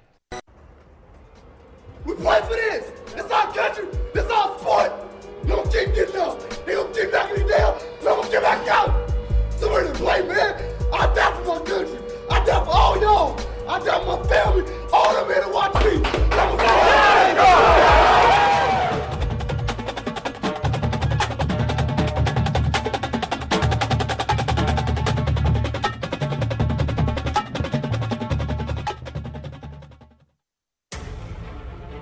What does it take to become elite? It takes more than dedication, focus, and hard work. It takes an elite-level training program. Customized, sport-specific, online. Your perfect workout every time. That's Volt Athletics.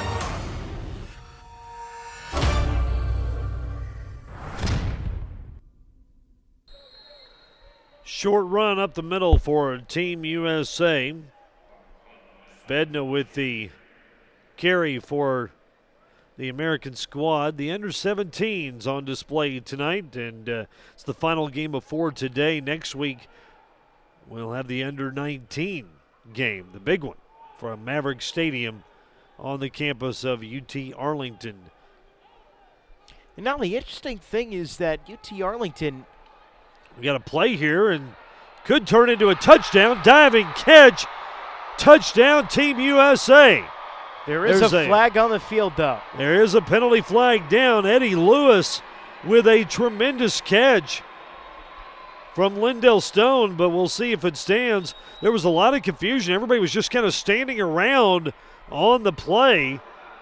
I think that was by design, but the penalty goes against Team Canada, so the touchdown will count. Eddie Lewis with a huge play in this game to put Team USA on top, 23-7. Yeah, we're going to take a look at this one here. It's a very interesting play here that was, well, designed pretty well by the U.S. coaches. What happened was everybody was looking over at the sideline as if they were confused or trying to get something going with the next play. It almost begs the question of whether that play right before with the timeout was designed to happen that way so that you can kind of get away with that trick play right there.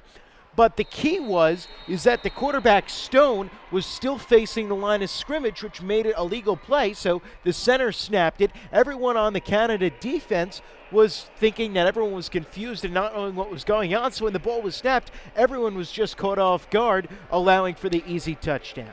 A little bit of trickery for Team USA. They have certainly shown that they're willing to go to that well tonight, and it pays off big time as they take a 24-7 lead. But the thing is, if you're going to do a play like that, you had better make well sure that you put that ball in a spot where your receiver can catch it. Which is what Lindell Stone did. Exactly.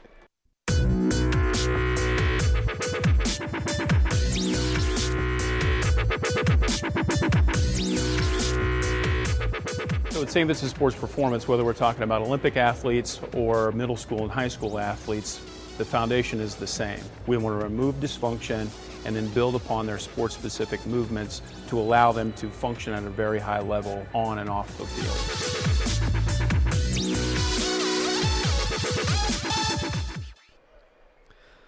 Team USA. A little bit of confusion on Team Canada's defense by design from the USA squad, and it turns into a touchdown. A penalty on the extra point gives Team USA a chance to kick the ball from midfield, which will certainly most certainly be a touchback for Hunter Reed unless he decides to kick it short. Which is something that you do see kickers do from time to time to try and allow the coverage some extra time to get down the field, but that doesn't appear to be what he'll do. He'll just kick it right into the end zone, and then it will be downed right there for the touchback. Tavian Shan takes a knee, and Team Canada still with some time to play. 9:57 left in the game, but trailing now 24-7. And that play was reminiscent of a play that I actually saw here at AT&T Stadium about 2 or 3 years ago in a high school state championship game. The Pearland Oilers from down in the greater Houston area used a play very similar to the one we just saw moments ago to defeat the Trinity Trojans, who were heavy favorites in that state championship game here in the state of Texas. Maybe coaching staff saw some highlights of that at some point and decided they might try to use it. In the meantime, we've got Malcolm Miller with the run for Team Canada. Picks up a yard or so on first down, second down, and 9 coming up. If nothing else, you got to credit the creativity of this USA staff, running a couple of swinging gate plays, that play, and several other tricks up their sleeves and everywhere else. Alexander Douglas stays in at quarterback for Team Canada. Lofts a pass caught by Speller and out of bounds at the 30-yard line, making it the 30.5, as Speller was able to come back for that football and pick up some yardage for Team Canada, making it a short third down.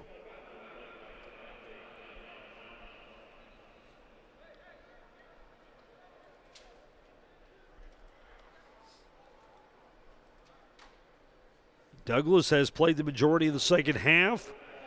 6'3" quarterback from Cambridge, Ontario.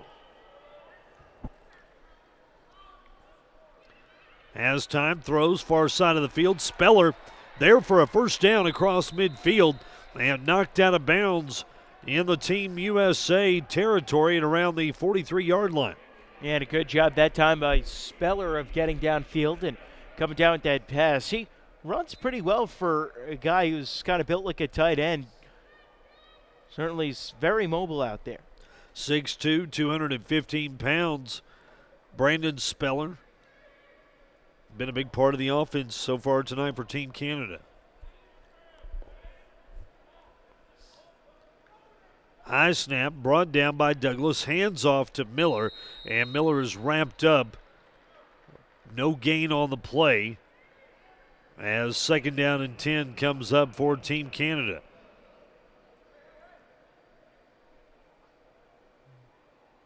It's Antonio Marchal, part of the tackling crew there for Team USA, alongside Nicholas Afuamongo.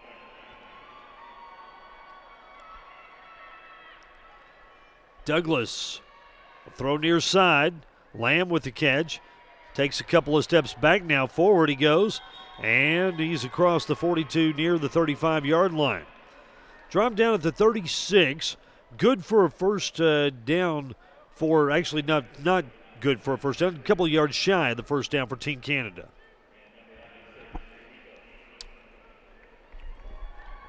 Be a big third down here for Canada if they're going to want to preserve any kind of hope of perhaps coming back in this one. They've got to pick this one up. Certainly still with the ball, rather the game being 3 possessions. It's a big uphill climb from here. Shand with the handoff, and he pushes his way across the 35, out of bounds near the 33-yard line. And that will be close to first down yardage for Team Canada, and our official says yes, move those chains. So preserving the hope a little bit here for Canada was Shand on that rush. Canada is really just kind of very slow getting back to line. They don't seem to be in a whole lot of hurry. Douglas hands off. Malcolm Miller to the 30. Miller with a run of 3 yards. And time continues to tick off the clock. 6:40 now remaining in the ball game.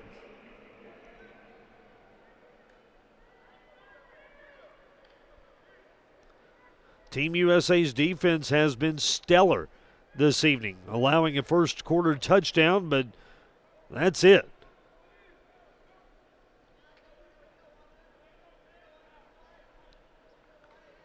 Douglas dumps one underneath.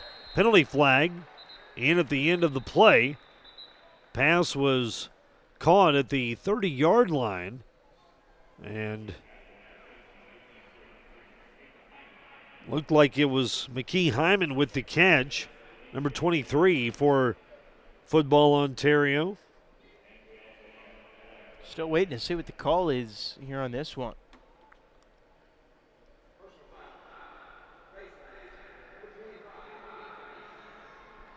A personal foul, face mask penalty against Team USA's defense. 15 yards and an automatic first down for Team Canada. That puts the ball at the 15-yard line, and now you talk about hope. That gives the Canadian squad a little more than a glimmer now. You've got a full-blown light of ray of hope coming in for the Canadian squad. Douglas throws one to the end zone. It's incomplete.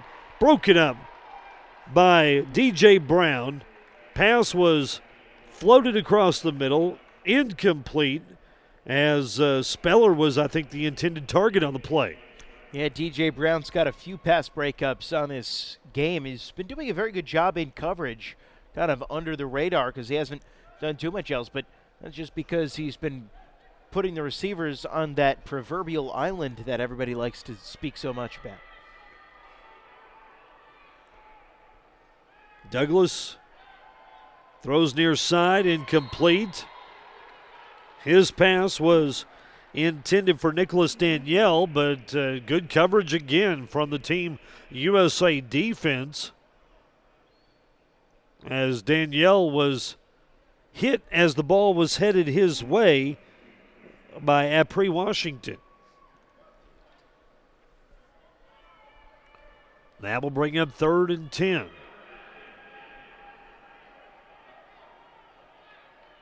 Douglas has a single setback. Looks, throws near side. Lamb caught it at the 15, now pushed backwards and knocked out of bounds. They'll spot him at the 16-yard line, so a loss of a yard on the play. And now Team Canada facing 4th and 11 with 5:28 left here in the ball game.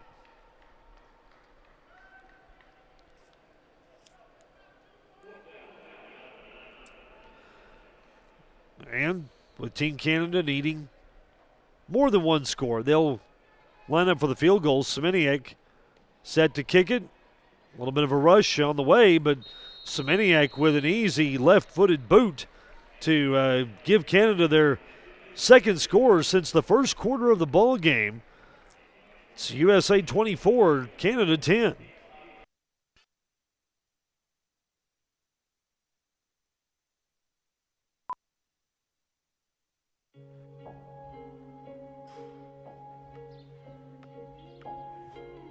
When you get away from smartphones and video games and tablets, it's amazing what you can really plug into.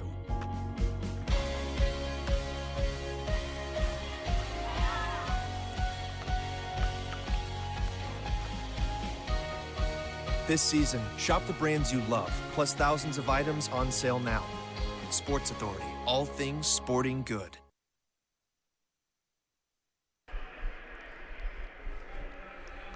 .507 remaining in the ball game. Team Canada cuts the lead to 14 with a field goal from their kicker, Gabriel Semeniak, young man who hails from Caledon, Ontario, 6'1", 190 pounds.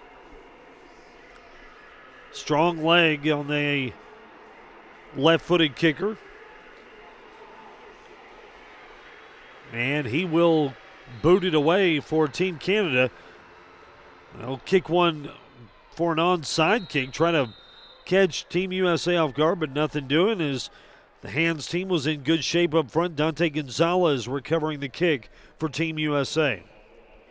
And now all Team USA has to do is just sustain a drive for a couple of minutes, eat up as much time off the clock as they possibly can, and, well, get out of here with a victory in this one, splitting the day's games 2-2.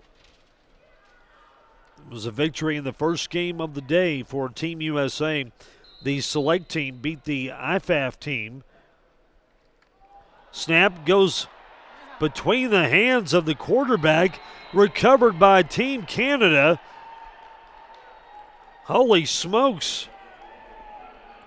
I think everybody's wondering what happened on that one as Chase Warren just had the ball go completely over his head. How do you feel about overtime there, Rob?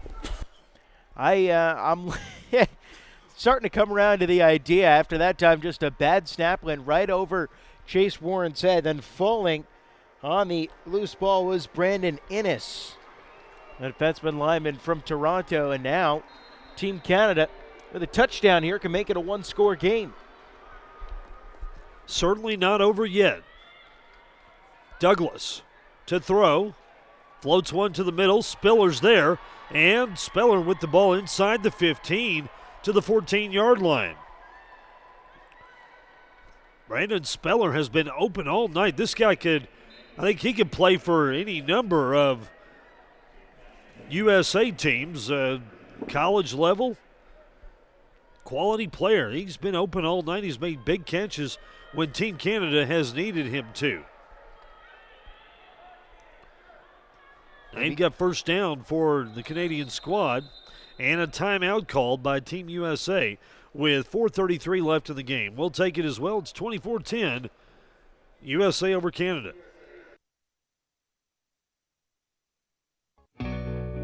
This is where games are played, where friendships are forged, where kids come to have fun. This is where coaches teach fundamentals, where respect is both learned and earned, and memories last long after the clock reaches zero. This is USA football. Tonight's ball game brought to you in part by Siege Sports, the official uniform provider of the U.S. national teams, and also Physio Control, the official AED provider of USA football. Thanks to those sponsors for their support of Team USA football.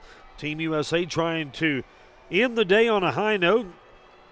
Won the first game of the day, lost the second two, but trying to win here in the nightcap as they lead Team Canada 24-10. But the Canadian squad knocking on the door here with 4:33 left in the game. Douglas out of the shotgun snap. Throws a fade for the end zone, and it's incomplete. And that play was really started off by Santino Marichal coming around the outside. He got his hands up, which forced the high pass from Douglas, as we're about to see here on the replay. There's Marichal getting his hands up, forcing that pass, which was then nearly intercepted and turned back in the end zone by Joseph Zakari. Now Zakari had his hands on it. Could not make the interception. And that will bring up second down and 10. Lamb and Speller lined up together on the left side. You got to watch those two. That's where Douglas goes, looking for Gordon Lamb, but it's broken up on the goal line. And another terrific play by D.J. Brown. Yeah, Brown really making a big impact in the secondary today in terms of breaking up his passes. Now LeBray up third down and long. 4:22 left in this one. Big third down play for Team Canada. Although you would imagine it's 4-down territory for them now, trailing by 14 with under 4.5 minutes to play. Douglas drops back, now looks, throws to the end zone, Speller, and it's picked off. Intercepted by Team USA. Joseph Zuccari, who almost had an interception 2 plays ago, finally puts his hands on the football and makes it pay for Team USA. And now that one was absolutely huge for Team USA. They need to get back out there, run some time off the clock here, and try to ice this victory, something they weren't able to do the last time they had the ball. And now they've got to really make sure they do so. As, of course, there was the play where the snap went right over the head of Chase Warren. We'll see if Warren comes out again at quarterback. He does not. That'll be Lindell Stone in offensively for Team USA. And Stone, a young man out of Virginia, by way of a middle school here in Texas, has a chance to kind of come home and have a homecoming of sorts here where he can lead his team to a victory.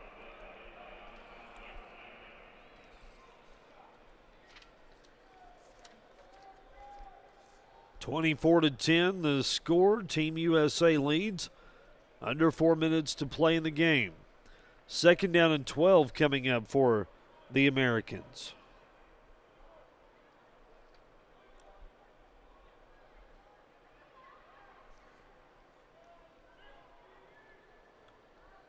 Stone throws far side, caught across the 20-yard line. Eddie Lewis advancing it to the 23.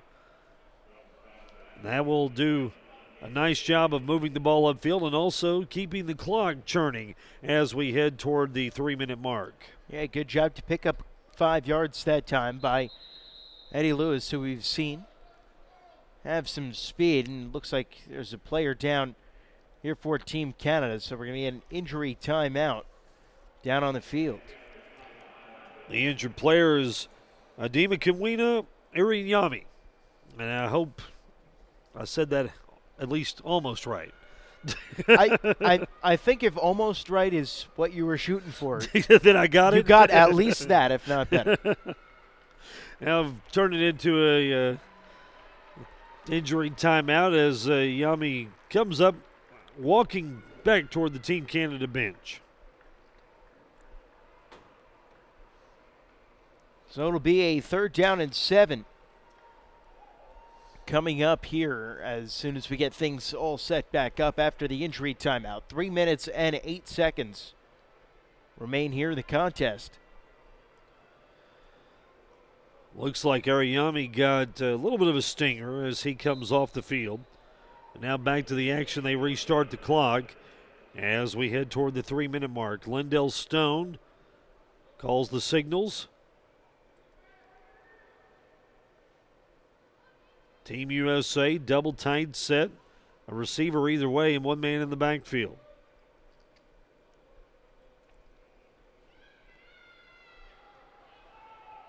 Stone taking his time, watching the play clock wind down.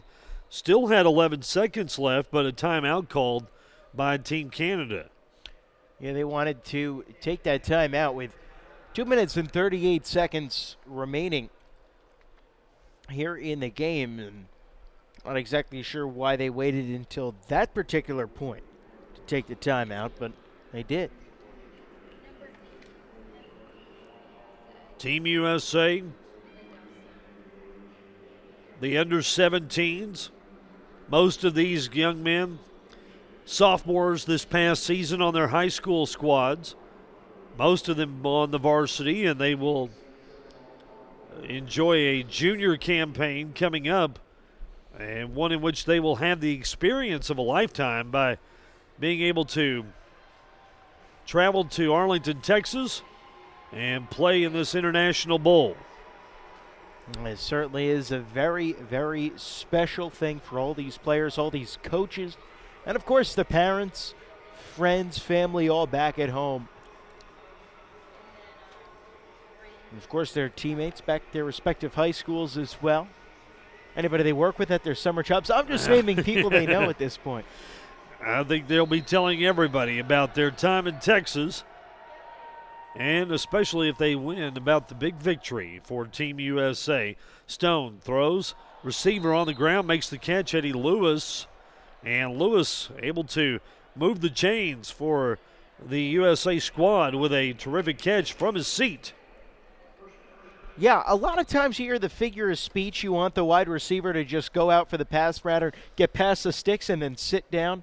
Eddie Lewis did that literally. He got past the sticks, and he kind of lost his footing and sat down, and somehow still was able to make that catch over his shoulder. And, you know, credit Stone for putting the ball right on the money where Lewis could make that catch. Stone and Lewis, a potent combination tonight for Team USA football. Interesting, a young man from Virginia and another from California having the chemistry in this ball game tonight. Handoff goes to Antonio Giannico, and that will take us to a timeout with 1:58 remaining in this ball game, with Team USA on top by 14.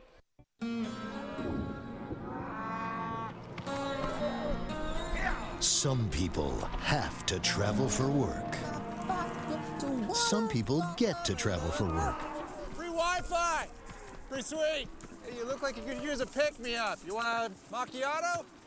I think we can expense it. Sometimes it's the little things that make a big difference. Courtyard, make room for a little fun. I'd love to get a round of golfing while we're out here.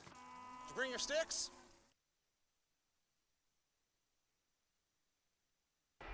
Just under 2 minutes to play in the game. Lindell Stone, a quarterback from Woodbury Forest in Virginia,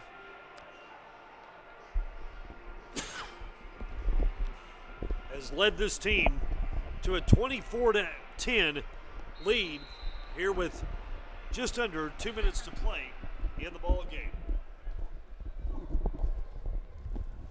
Stone with a throw.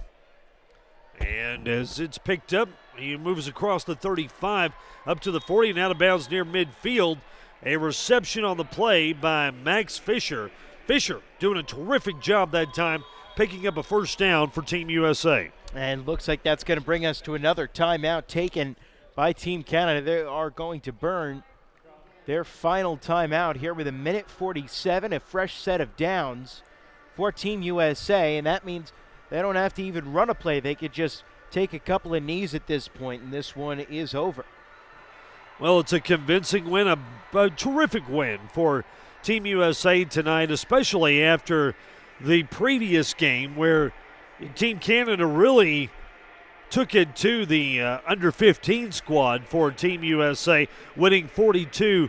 It's good to see Team USA pick up a little redemption here in the final game of the night and win the under-17 match. And then, of course, you have the big one next week in the under-19 matchup, which will feature some of the top players in the country. And can't wait for that one a week from today.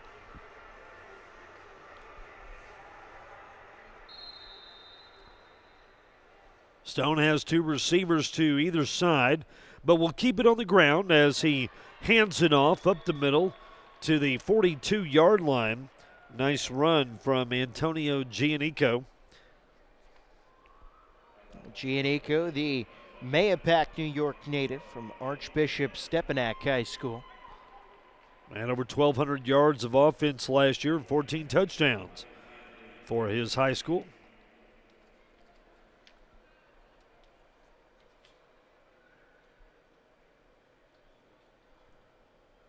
Clock runs with 1:10 left in the game. Stone, quick throw, caught on the near side across the 35, 30-yard line. First down for McClellan as Team USA looks to put the finishing touches on this ball game. And certainly another first down pickup now, less than a minute to go. And this one is a nice stutter step that time by McClellan. Was able to get him the necessary yardage needed.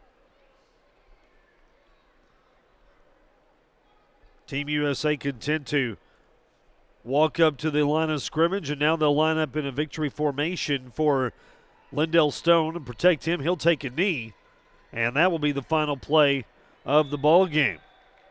So with 35 seconds left, the ball tossed to the official. Lindell Stone and company can celebrate as Team USA will win tonight at AT&T Stadium with a final score of 24-10. The under-17s for the U.S. national team representing the country proudly as they are able to pull off the victory tonight.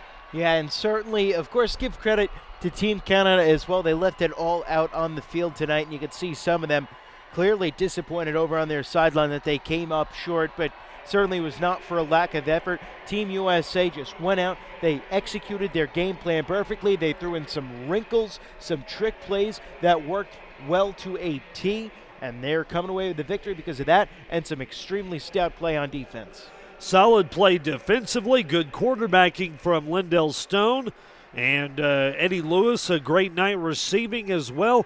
It all adds up to a Team USA win, 24-10 over Team Canada. And we're just going to take one more look here at that trick play that was run in the third quarter by Team USA that ended up with the touchdown. As you see Stone, just everyone stood around as he threw it down, even fooled the cameras for a little while, and then laying out in the end zone for the touchdown reception. And that really turned out to be the one that ended up icing this game in the long run. Players of the game for Team USA and Team Canada, the most valuable players brought to you by Riddell. Lindell Stone, the quarterback for Team USA. No question his performance was one of the key factors for the USA win. And Brandon Speller, the tight end for Team Canada, who was all over the place for the Canadian squad tonight offensively. He is their most valuable player. And closing it up with some final thoughts, Joe, a terrific day of football. Team USA represented the country proudly. Team Canada came down from the north and showed us that they can play some football. It's not just hockey up there north of the border. No, certainly they are very talented on the football side of things as well. They gave a very good representation of their country, did the athletes from both sides, and really that U19 game next Saturday at the University of Texas in Arlington, really, that's going to be a great matchup. So for everyone that was a part of this one tonight from AT&T Stadium and from my broadcast partner Joe Vasile, I'm Doug Anderson, and we will see you next week at the Under-19 Championship at Maverick Stadium on the campus of UT Arlington.